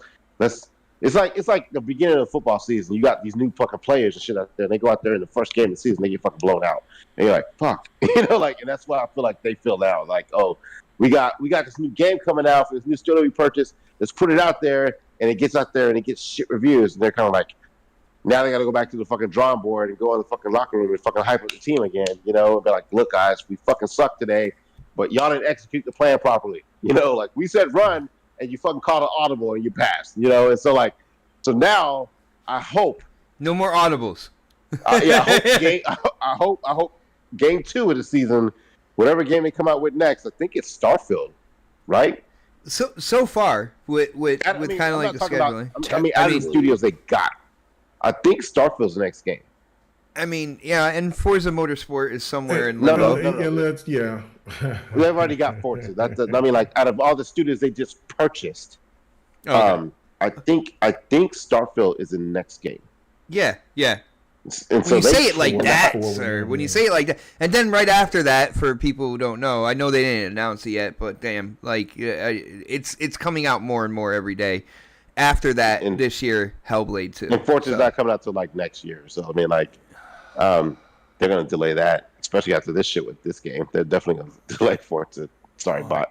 I hate you. I think it's Starfield. I hate you so much. But they cannot fuck up Starfield. They cannot fuck up Starfield. You say that, but it's coming from Bugthesda.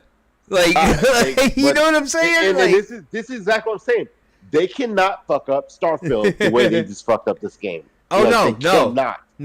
This is a bad example. If they mess it up, there's a problem because Phil literally said that they have been in with the development at the beginning with this game. So I was just waiting until my turn. It's on Xbox. If Starfield launches wrong, it's on completely and totally on Xbox.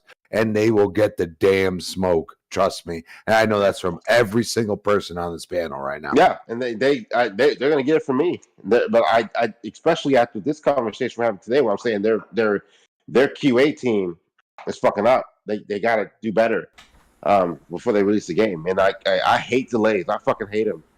But for this as a company, for them as a company, to slap a cheap ass sticker on the fucking back of the fucking the freaking game, come on, dude.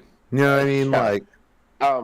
I'm just saying, they because of their history with releases, and I mean, like I said, we can go back to Quantum Break. Great game, by the way. Great game. Yeah, you haven't played it? Yo, definitely play Quantum Break. Nothing was wrong with Quantum Break. Yo, to this day, the game holds up to this day. That was the problem with it. That game wasn't broken or anything. No, it's just the press behind what they did when they moved it to put it on PC. Every game they come out with, there's always something negative about it. There's some drama. There's some drama. This can't release a game. Halo was cracked. Gears was broken when I played it. Like every game they've come out with has either been broken or it's got some kind of except and I know a lot of except for Hi-Fi. That is the exception to like all of this. Like, you know what I'm saying? Like it's insanity, absolute insanity. I'm just saying they just need to release a game that's not severely fucked. That's at 60 frames per second. That's their goal.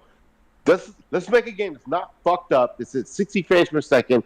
That is ready on day one. That has all the, if it's an online only game, everyone can get in the fucking server. Like this, that right there should be the bare minimum, right? Because every game they've come out with let me back up, with no negative press. You got to throw that in there too.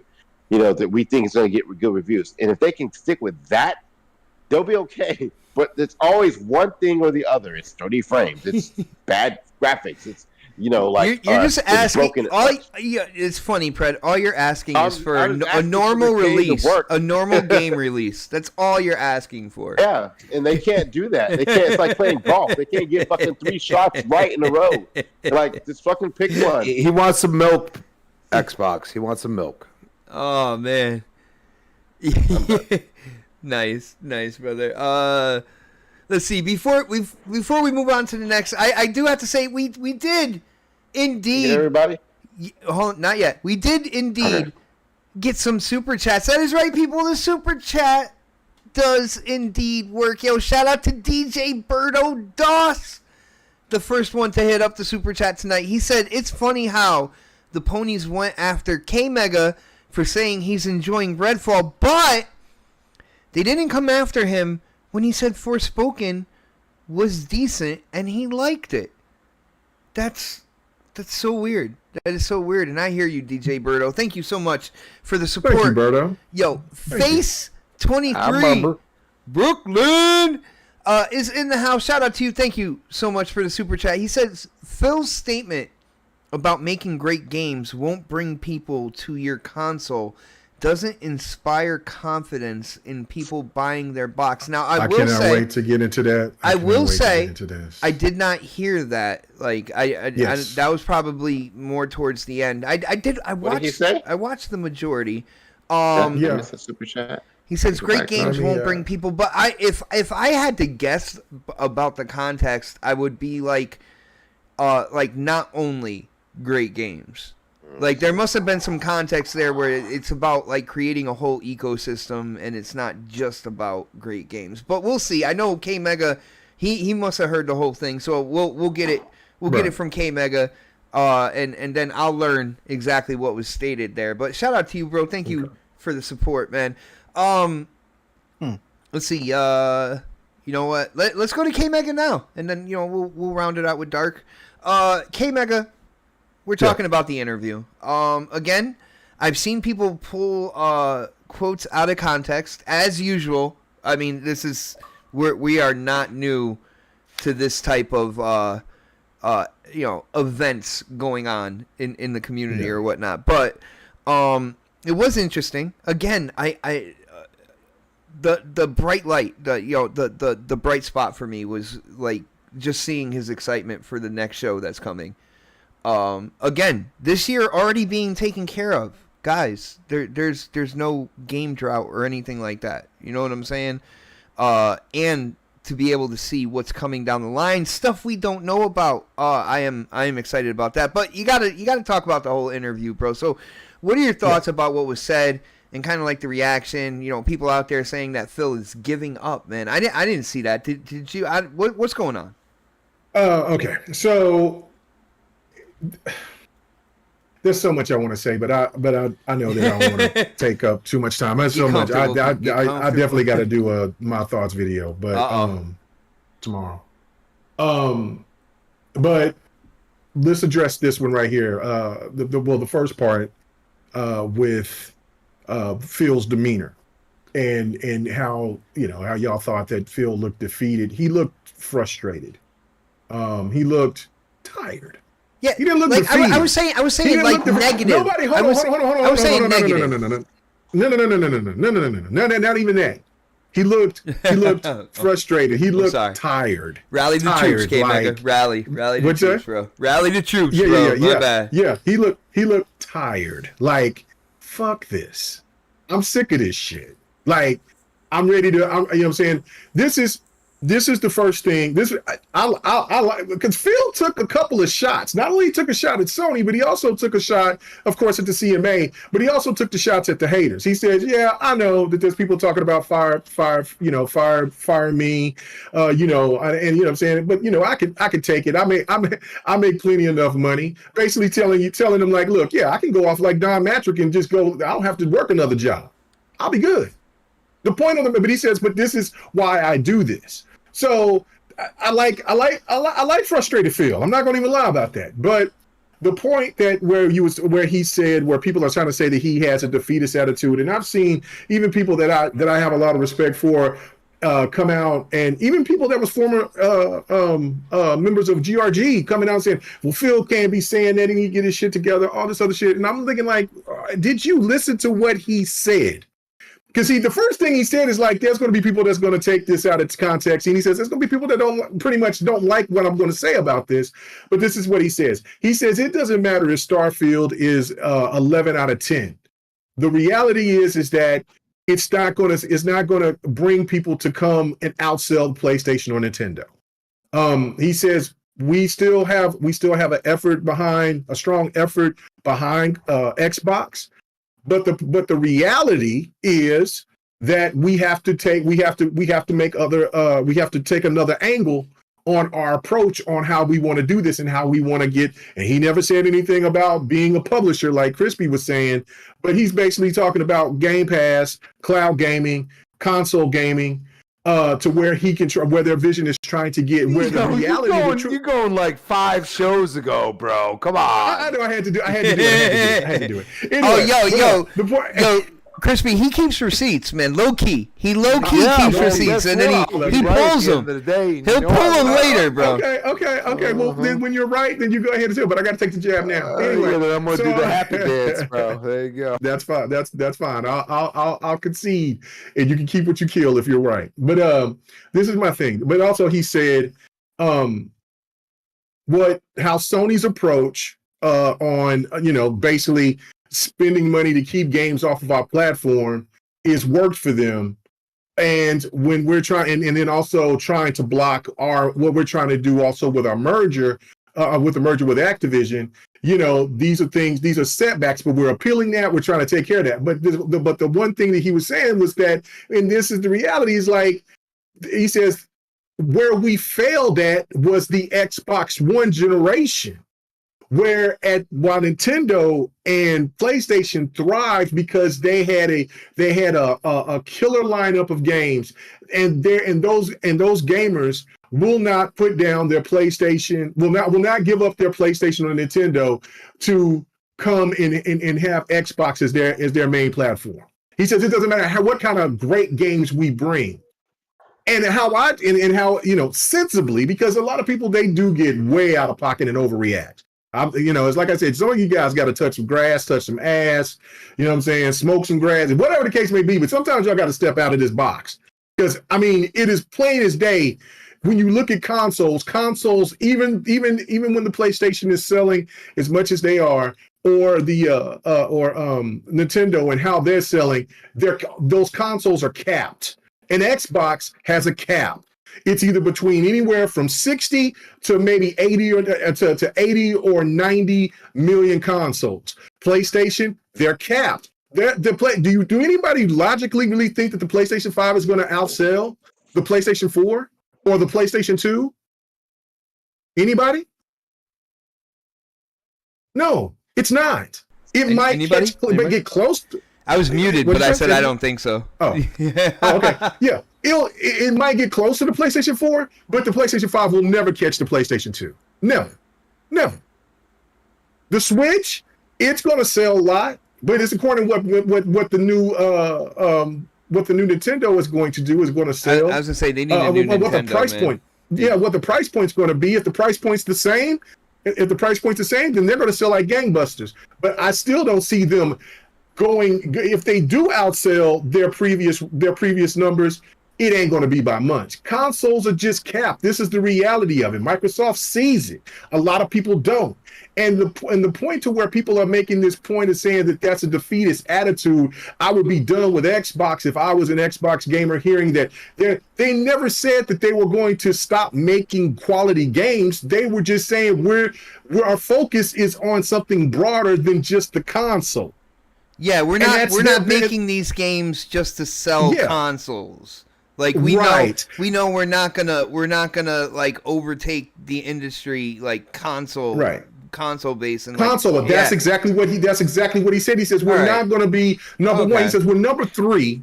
He says we're number three behind behind PlayStation and Nintendo, and we have brought good games to the table. It just hasn't worked for us because what he's looking at is how bad everything was during the Xbox One generation, because they have to setback after setback after setback. And like Pred is saying, which I agree with 100%, is that Phil was over here.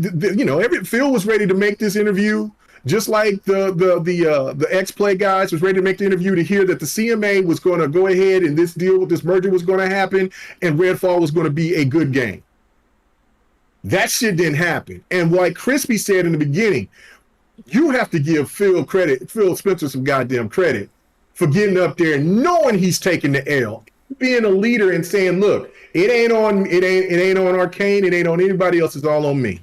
It's my fault. It's me. That shit to me is like, yo, this is the man right here that saved Xbox.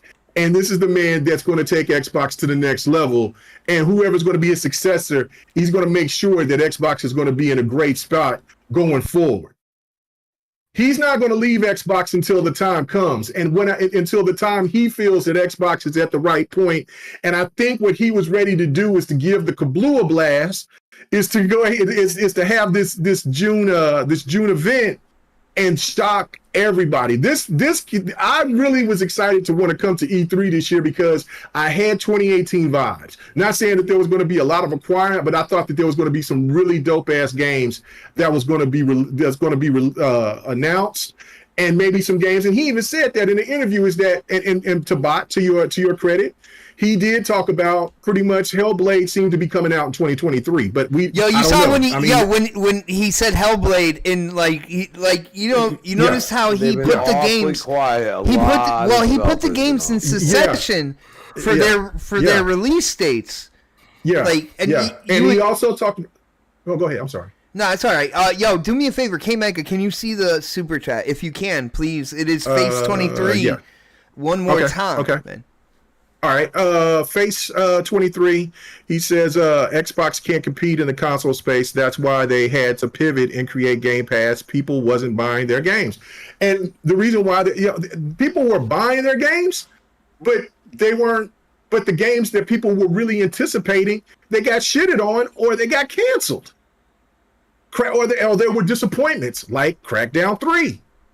The games that were doing that now people come back and they talk highly of, they were shitted on because of 720p. 1080. Remember the slogan, all these slogans, the narratives. 1080p makes you a better gamer.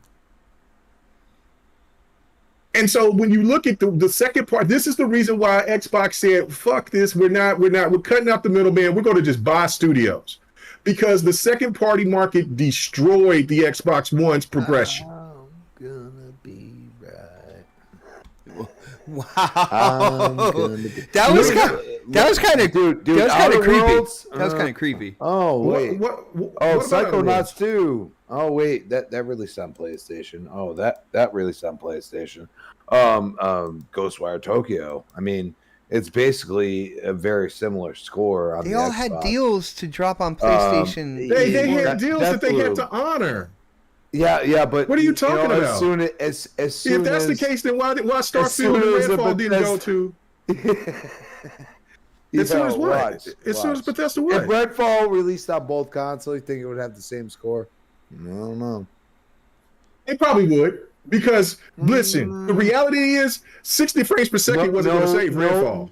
Not a lot of multiplayer on PlayStation. I think it would because 60 frames hold per on. second mode was not going to save Redfall. I think it would because but hold on, you asked the Clearly. question. You asked the question, bro. I want to answer you because I think it still would rate and do about the same. It would do the same. Because hold on, it might not have been a 64, I'm trying to but it answer. would definitely been a 68 or a 60, between a 67 and a 69. Yo, real quick, just fuck because no. Hell no. There's Hell so no. many Hell issues. No. Because there were so many issues, it was blatant. I said it 80, couldn't but be, I was Is he like, trying to say media? it couldn't be bias? sugarcoated, yo. Yeah, he's trying to. I mean, there is a lot of media bias that's going on right now, but they announced the 30 FPS, and that's. I mean, we heard afterwards on a lot of games that it was going to only have a 30 FPS for a period of time, and then they would patch it in. They literally released the game. Guys, real quick. I just want to let you guys know, for anybody who likes dynamic backgrounds on their Xbox, I just went to download to do another one on mine, and there is a Jedi Survivor dynamic background available on the Xbox. So yeah, my bad. I just had to throw that in there. No, that's all right. But anyway, but that right there, when you listen to what they're saying, that's not a defeatist attitude. That's real logic. The console space. Listen, I've been on this train since 2016, saying I've said this and got called everything in the book because I said what Xbox is doing in 2016 is smart. This is going to help them. And watch, PlayStation's going to see that Xbox is making money by putting their games on PC, and it's going to happen. People that's been around, that's listened to me, that's been on multiplayer, that was on BGST, that when I started on here, when I started GRG, I got so much, even Twitter, whatever. I got so much flack because I said that shit, and then look what happened. It doesn't happen. Just because somebody says something doesn't mean that it has to happen overnight. And then if you look at the whole situation when they started with Game Pass, what was even Xbox saying? Oh man, you know what I'm saying? There's just not enough coming. I'm like, well, the games, they're going to acquire more studios. They're going to put more games on, but it's just not good enough. It's not going to sustain. People aren't going to jump on board. Nobody likes the cloud. Nobody likes streaming services. And while people are saying that, then the next thing when they get off the podcast, you see them on Netflix. You see them on some other streaming platform. And I'm like, what? But regardless, now you look and you see that there's 25 to 30 million plus subscribers on Game Pass, and shout out to it's Alex. He brought up the numbers of what Xbox is bringing in a month just off of the 25 million subscribers, and it's over 200 and some million a month, which it equates to over $3 billion in a year. Yeah. Bro, I mean, you know what I'm saying? But again, and if this was a defeatist attitude, or this is the end of Xbox, is somebody saying, why is Sony fighting so hard to stop Microsoft from going ahead and making this deal with Activision? Because they know that they don't have the money or the resources to catch up in the cloud space, even though they were one of the first ones to do the streaming shit, and they couldn't sustain it. Get 'em. Because they were too greedy.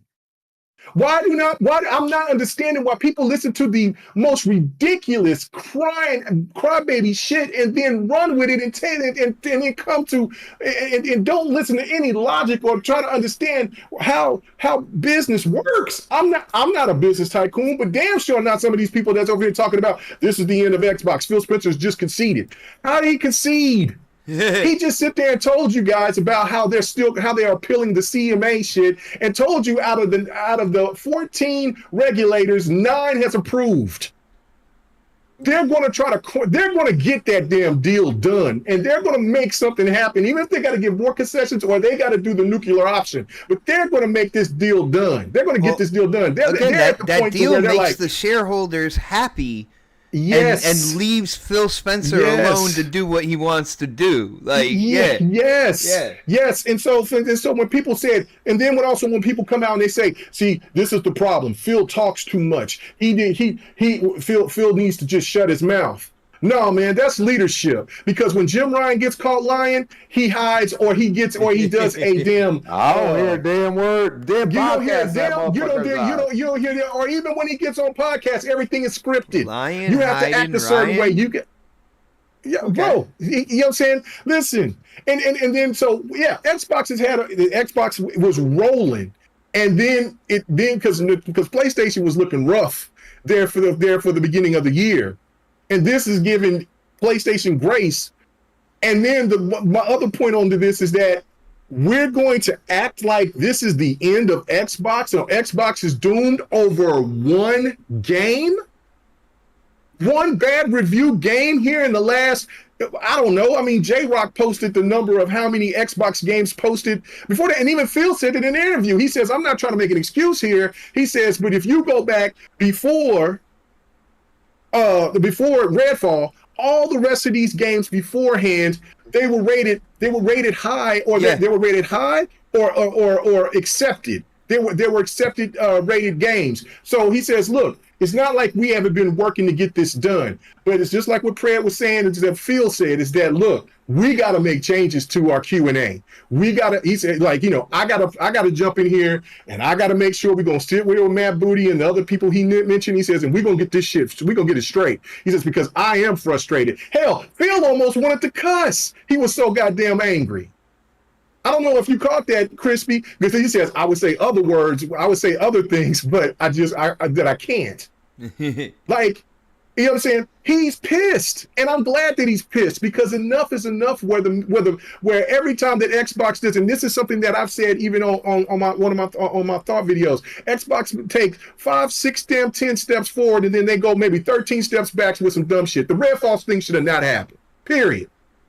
The best thing to do if you was going to release that game, because I don't agree that the game should have got delayed again, because you still would have had people bitching about that. But the thing that you should have did was make the game, and I was trying to, and I didn't know the proper terminology to how to express it, because I said just put the game on Game Pass for free.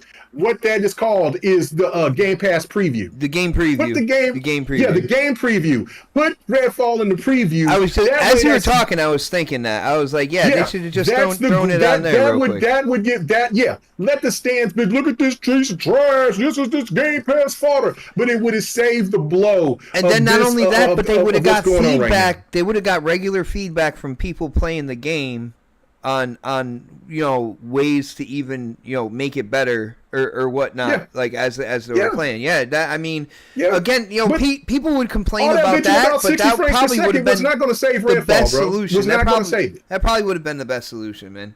That's really the only solution. And then another point that he was bringing up was about, and what I've seen that a lot of people was talking about, and Priya didn't know because he didn't hear this part. He's like, I'm not going to give up on the creative freedom of my team. He says these are new people that's jumping into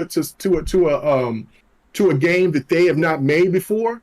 They were having issues. He said it was our job to try to bring in. That's why they brought the coalition, like Crispy said, and other people to come and help them, but it was too late. They should have brought so what it seems literally just listening to that part. I was listening while you're talking. And he so basically what he's saying is that, because he says, I put trust into the studios because people ask him to do the creative freedom. And so he's giving them the creative freedom, and so he's going off of a trust thing by saying, hey, is the game good? And then he's talking to somebody else, and he says, this is the kind of problem that's happened in 343, is that how the game's doing. And then whoever is telling them, hey, man, just lie to them right now. Just tell them that the game is doing good so we don't have to hear them coming up here. Because if these guys come up here, all hell might break loose. So they just didn't tell him that the game was properly done. And as a leader, he knows that Arcane fucked up, because Arcane should have been truthful with him about what was going on, but they didn't. And he said, sounds like too? What? What up? What was the dragon game they had? Oh, They Scalebound. didn't release Scalebound, yeah, and Yeah. that was the same shit they were doing with Scalebound. Same where shit. They were just like, "Oh, this game's good," you know, and then when they go play it, they're like, "This is like." It seems like, and this is the only game that they had to do this with too. Besides Scalebound, there was another game too they had before, and they canceled it because Phil went and played the game and was like, "This shit ain't ready." Oh, I forgot what game that is. Yeah, that shit ain't ready. You know, yeah. I forgot. It cut to me later, but like he went out and played those games. Like, this shit ain't ready. And he either Everwild. Everwild. No, not Everwild. This was is it back Everwild? in the Starfield. Okay. Back in the other game time frame where they kind of canceled like 2 or 3 games in a row. They closed the studio down. And I can't think of the one it was. And the game came out. They came out with a version of it. It was shit. No one played it, but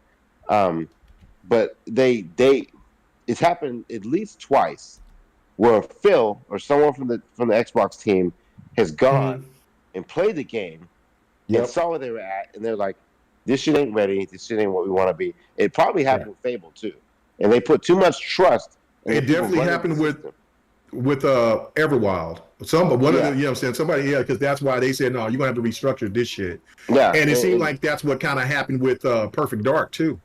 Yeah. Yep. You actually, I didn't think about that, but you're probably right about that, too. They're putting too much trust in these studios because they think, okay, they got a big name, they know what they're doing, and they're not actually going over there and putting a lot of more oversight on it and seeing how it's going to work on the system and what if it's meeting their vision. Right. So who's in charge of ZeniMax, Bethesda? Who's the head over there? Is it Todd Howard? Who is it? I thought it was Todd. No. Todd and that other guy. Oh damn, what the hell's his name? There's 2 guys. Yeah. Who? Yeah, I know the other guy. Hines. Yeah. P. Hines. P. Hines. Right. And nobody ain't mentioned his name. And that, to me, it's like, okay, well, you know what I'm saying? Like, I mean, everything. Nobody ain't mentioned Arcane. Nobody ain't mentioned this. And so, let me read this right fast to you. Let me read this from one of the developers. Her name is Sydney Boyd. She said, I did not anticipate my own peers, friends, and colleagues openly mocking and being gleeful on the difficult launch, delighting in the failure of others. No matter how you feel towards a company seems mean-spirited. Listen to that part. No matter how you feel towards a company seems mean-spirited. I feel sad, confused, and disappointed. I try to keep things positive. I really do. But I am human. I have feelings. Seeing people I look up to saying things like they deserve this, now their resumes are tainted. What fucking idiots, etc. have truthfully been the only thing to bother me. You know what I'm saying? Personally, I would love nothing more than to give my full transparency, but at the point I feel would be interpreted as an excuse. Anyways, thank you for letting me be monetarily valuable before I'm whisked away by the PR teams for talking. Bro, that's another thing too that we have to understand. Is that these are human beings, regardless of how much money they make or whatever they do. These are still human beings, and the criticisms for the games is warranted because the game shouldn't have been released like this. But for going out and they're saying, calling these people idiots and garbage, and then of course now, as we see it, it's an industry. There's people that really wants Microsoft to be out of gaming.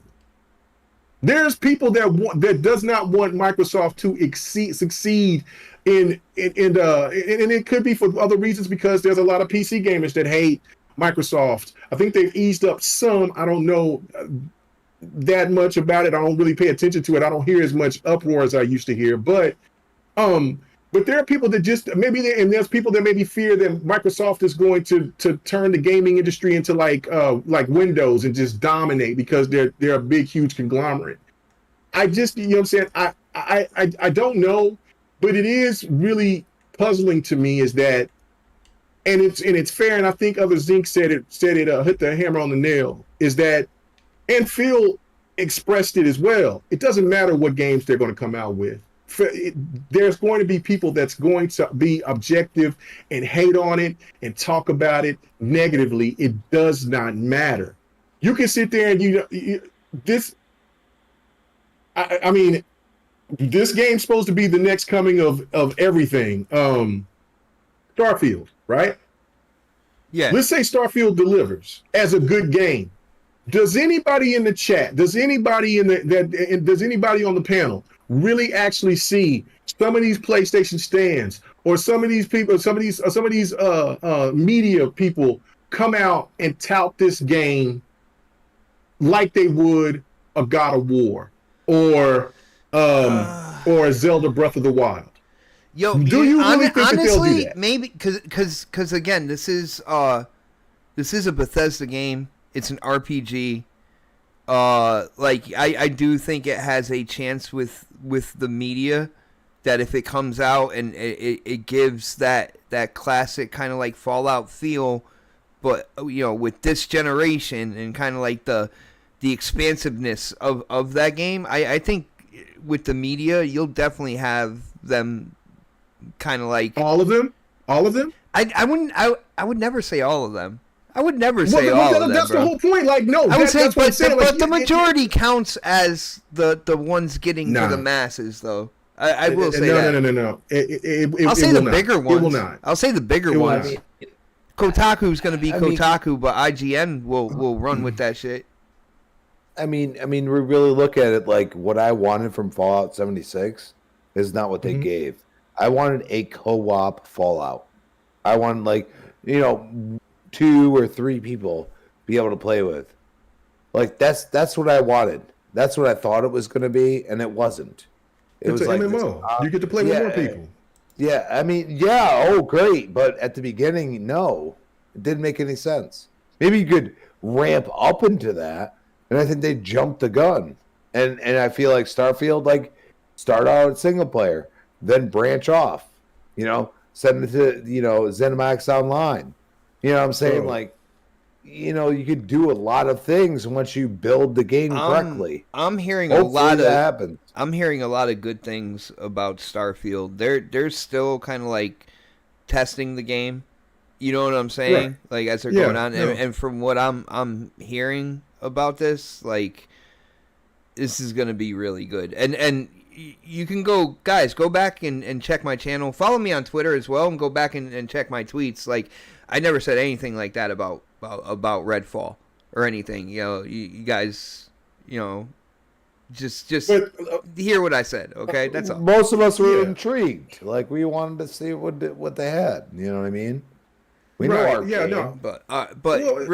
No, real quick, we got it because we are already I know you got to past go 10 to dark. o'clock. Okay. Yeah, I just wanted to make one more point and then move on.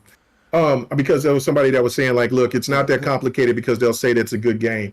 No, I'm not asking for them to just say it's a good game. If the game is fabulous, if this is a game that is warranted to be in the same category as God of War 2018 or Breath of the Wild, Zelda Breath of the Wild. Do you think that are they going to give it that? If they're going to give Starfield the accolades, or are they going to sit there and find reasons to knock it down a little bit because it's tied in with Xbox? I don't think that they'll ever give Xbox the same type of credit like they would PlayStation or Nintendo. I just don't see it. I haven't seen it, and there's been some really good games that's come out on Xbox. I don't understand how is it that when you can look at and then also, like I said in my last point, is that with Xbox content creators, where I have the biggest issue with, is that they're more into hyping the negative than hyping up their own games. If Redfall was good, and Redfall, got a 78 or something like that, do you really think that Xbox content creators out there would have been touting this game like people were touting Forspoken, or people were touting other games that had, mediocre or average or semi-high type of scores? No, they wouldn't. But when it comes to this, they are more adamant about being negative than they are being, you know what I'm saying? Like, look, it's okay to talk bad about a game and talk about it as the game that is the problem. This is the game. But Xbox as a whole, That's what's disturbing to me, for real. And when you got people that went out there and played these games, played Redfall, and came back and touted it as it was going to be this next new IP that was going to get people all out their seats and say, yo, take notice to this. They got quiet. And then they jumped out and started talking about making videos about Xbox. Hey, you got to do better. Y'all played the game. Why did y'all ask these guys? Was there 60 frames per second in the game? Did you, when you get, you know what I'm saying? What are we talking about? Like, what are we doing here?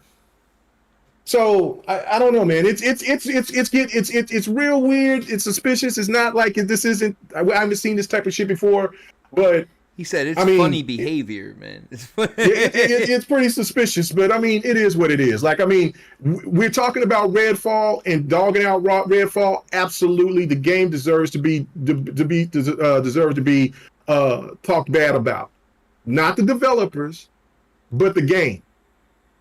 But talking about Xbox as a whole as being like in this desperate situation, like they won publisher they won publisher of the year in 2021. The fuck y'all talking about? Anyway, all right, I'm done. All right, bro. Well, Longest we got ever. Yeah, we got one more panel member on the list. Had to do it, bro. It was so long that bot actually DM'd me and said, "Can we just outro when K Mega is done?" L-O. And I said, "Really?" L. No. That's how long K Mega went. I don't care. It wasn't just Mega. We're having conversations all the way around. It's what we do. Dark. I didn't come on this goddamn podcast to be quiet. All right, I'm trying to move forward. Go. Yeah. Dark. Right, go move on, man. Phil Spencer interview, man. Again, a lot of people taking his words, going crazy with it, man. What are your thoughts about what he said? Kind of like his representation. I mean, he came out and addressed everything. You know, I didn't think he had to do it, man. But go. What do you think? I'm gonna say a quote that he said in the interview. Are you gonna take it out of context though? No, not at all. And it was my favorite quote that he said. He said, "There's no world where Starfield is 11 out of 10, and people start selling their PS5s." Take that in. Okay. I'm pretty sure he's right. Doctor Strange can find one world. Just one. Well, in our world, that'll never exist, right? That'll never exist. The way I took it is that there's always going to be people who are going to be like, nope, not playing that game. F that game. It sucks. I'm never going to play it. That's always going to be the thing. And Phil has accepted that.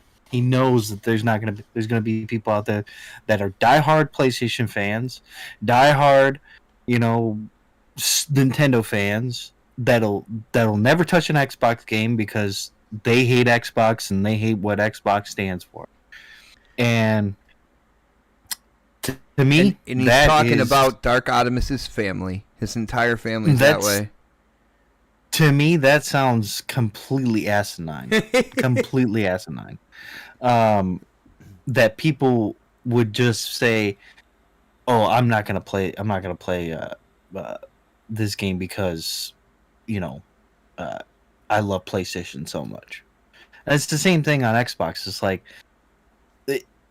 you're not gonna play the game because you love Xbox so much. That doesn't make any sense. Like, I can see because you can't afford it. That makes sense, because money gets tight or whatever. You got things you got to do. You got things to take care of. There's more important things than gaming out there. I get that, and it's crazy, that people even remotely think that way. But I think Phil brought up a lot of great things, and I think he said a lot of things that should have been said, and I think he said a lot of things that I wish Sony would say. Like, hey, this is where our faults are. This is what we're working on. This is not what we're working on. This is, the things that, we should be focusing on and stuff like that. And now after this interview that with Phil Spencer, I'm seeing that there's Nintendo, they're in their own lane. Xbox, they're in their own lane, and PlayStation's in their own lane. Yeah. And I don't really think that they're fighting for those other, they're not fighting for each other's bag. Right, mind share. Right, exactly, mind share. Money, right, exactly. So, Phil gets it. Phil definitely makes a lot of sense. He made a lot of sense when he was talking. You could tell he wasn't. You could tell. I could tell he was very frustrated, and he didn't look defeated. I know you said he looked defeated, but I was trying to. And I know how you meant it. I know that you meant it. I was trying to find the right word. It was kind of like like lower energy, but still angry, but like a bunch of negative. Like it was a bunch of negative emotions. No, he was pissed. You could tell he was definitely he wouldn't have taken jabs. He wouldn't have taken jabs at certain things and certain people if he wasn't upset. Oh, he said it a couple of times. He was not in a fucking good mood. He said it like a couple of times. Yeah. He said it to Paris Lily a lot that he wasn't in a good mood because Paris was asking him questions and he was like, "Yeah, I don't want to talk about that." Basically, And Phil, I think, he knows he's got to rally with the troops at Xbox and, work on a lot of things. And that's good. That's always a good thing to acknowledge when you have your faults, I wish other companies would do that as well, but, they don't. So, it's a little. And bit to be more, fair, some of that works for them as well. Right, it does. Yeah, and that you're right. Absolutely, it works for Microsoft to do that. And it doesn't. I don't know how people would respond if Sony and Nintendo came out and did the same thing. I don't know how people would respond. Oh, they've done it before though. Remember that time they said they had a sparse year? That's true. That's true. They didn't fucking. I don't remember anybody that played. The media said it was smart. Yeah, there was an article that said it was a great idea. It was a great idea. Yeah. I mean, matter of fact, there was an article not too long ago that just said that because Sony had to, like you're talking about the Sony's dry spell right there, or the damn transparent, or not transparent, but how they dry spell. There was an article that just came out a few months ago that was basically saying they don't have a lot of games out right now, but this is why it's good. What? You had your time. Keep. Oh! I did. You're right. Hey, you had a lot of time. He's looking forward to me and Dark going at it, but damn it, Dark with that fire right there. Let me mute myself. You're correct. And he even said, we lost the worst generation, which was the Xbox One, and he's right, because people built their digital libraries, during that time frame, and people aren't going to leave behind 600 or 700 or whatever amount of games that they have on a different console. They're just not going to do that. Yeah, they only do that if they're going to PSVR 2. It's not as many, but I know that's a jab. Oh shit! I had to say that. No, you keep your damn mic muted, damn it. But yeah, Phil is just he's hitting everything spot on. I can't even say the interview was bad, because it wasn't, because he definitely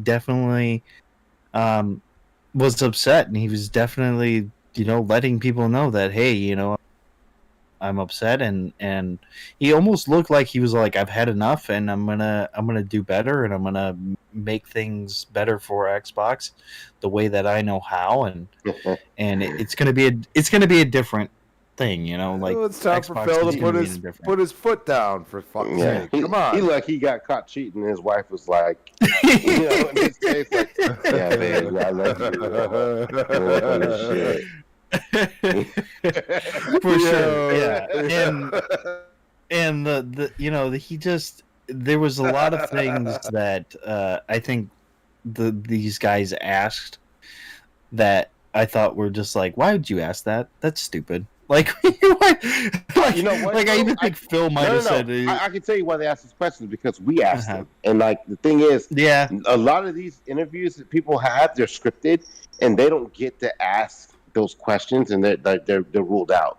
And I think that's what was the frustrating part with Phil, was those questions that Paris was asking him were questions that we as gamers are asking ourselves and talking about. I thought all ourselves. the questions was great.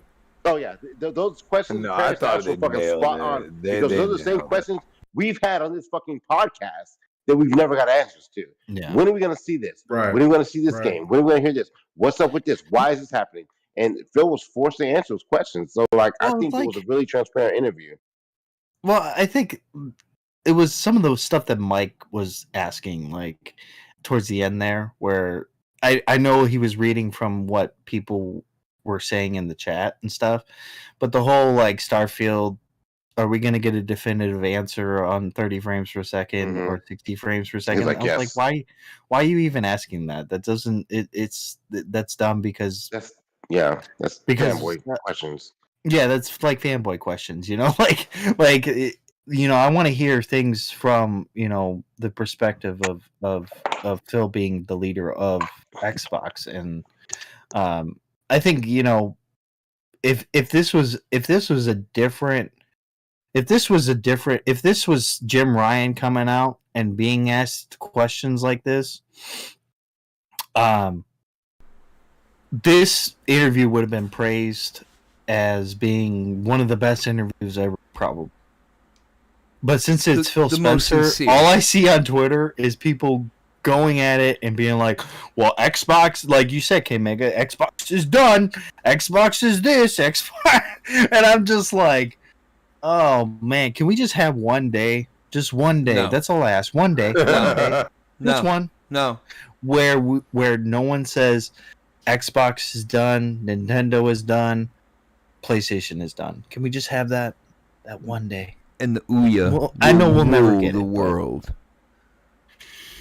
Yeah, everybody should get an Atari Jaguar. That's what it is, man. I'm still waiting for that Amico. I'm still waiting for Scalebound. Oh!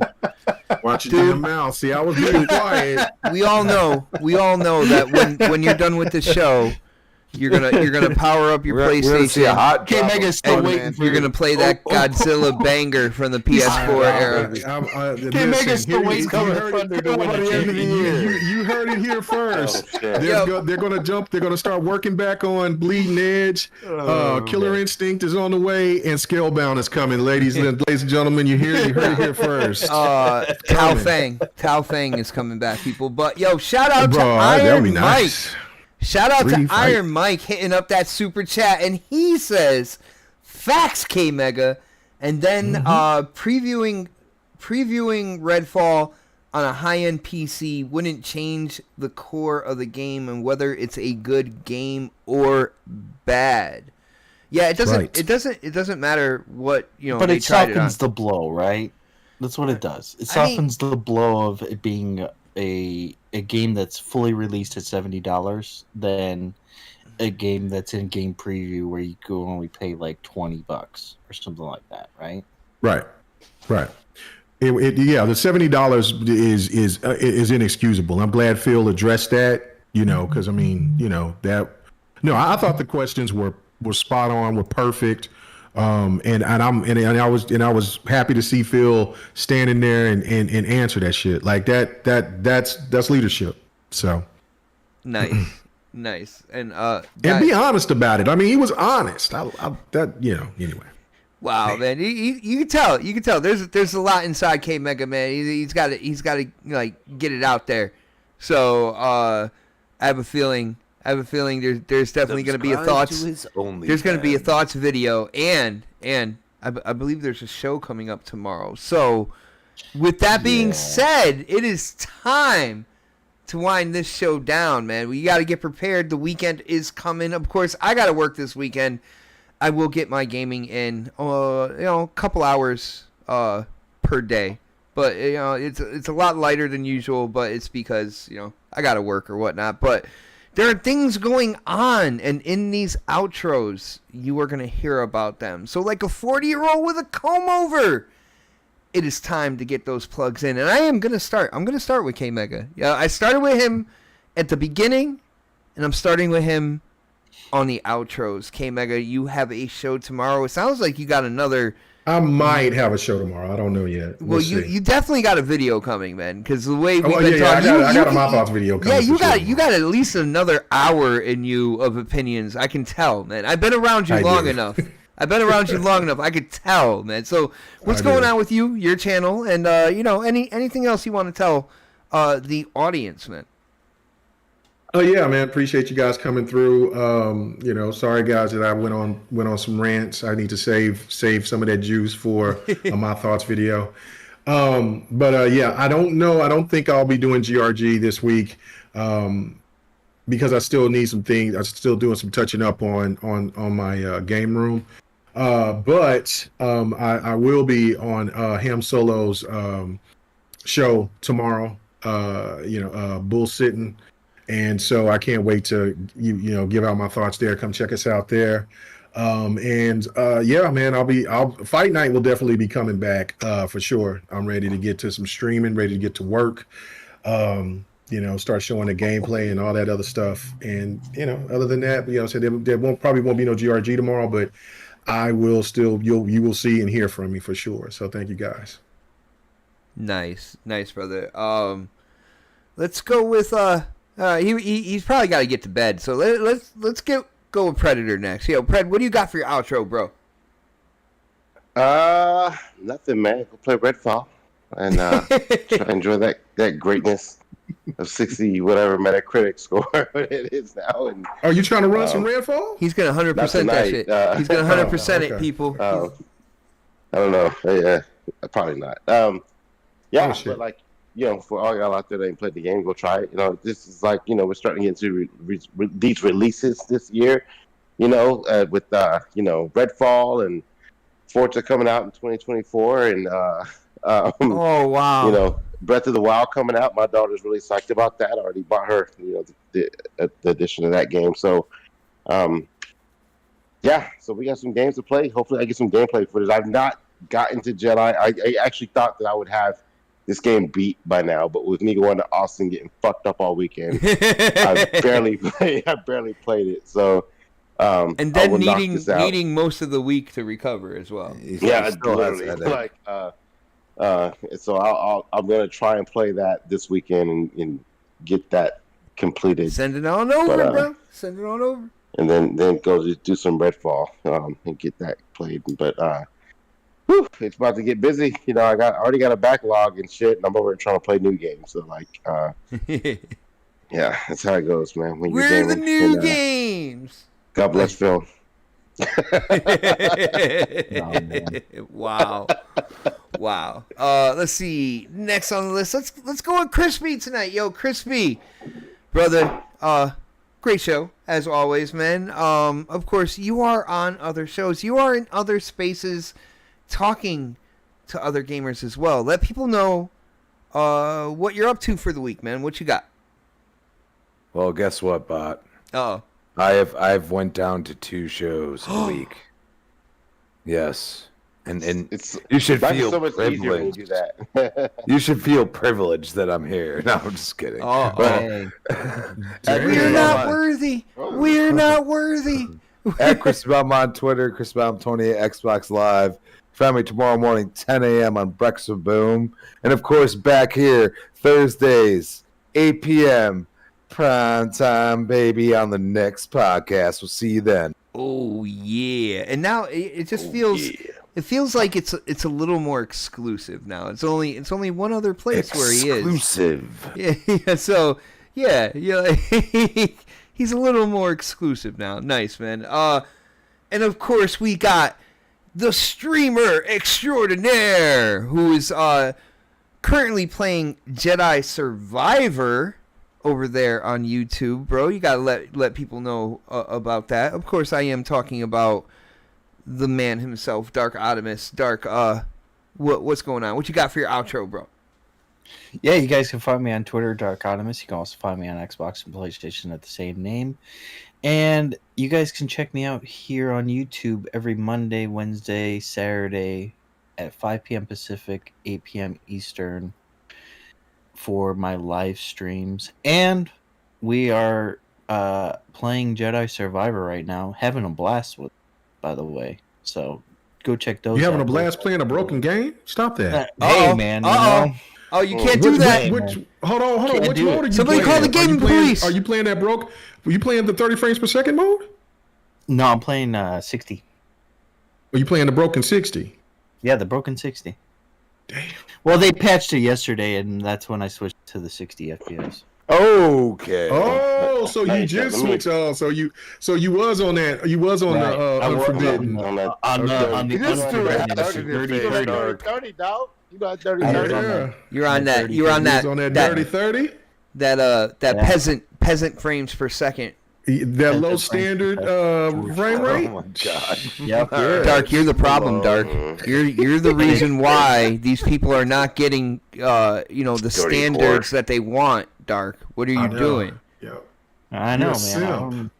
I guess. You're supposed to want 4K or 60.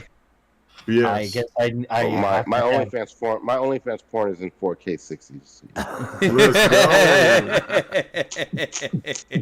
He says his OnlyFans. Sometimes it's in slow motion, so That's what you like, though, Daddy. That's what you like. when you when you see the schlong swinging, it's all Wow. You like seeing them shot. Wow. Them shot. Good night, everybody. Hit that damn button, man. Hit that button. Yeah. Talking about me going too long. Yeah, shout out to the chat, yo, guys. Thank you so much for hanging out with us. We are here every Thursday, 8 p.m., which crispy, of course, is Prime time, baby. Welcome. That's right, yo, guys. Have a great night, and we will see you next week for the next podcast. Do it. No, I won't do it now. I won't do it. Smoke in the air, pure gasoline. I see the news, see what you read. Change gotta come, put that on me and watch me educate. Yeah, we been could've started, but it's never late. Do it for my kids, yeah, let's set it straight. Do it for your kids, gotta set it straight. It's time to regulate. We need change now.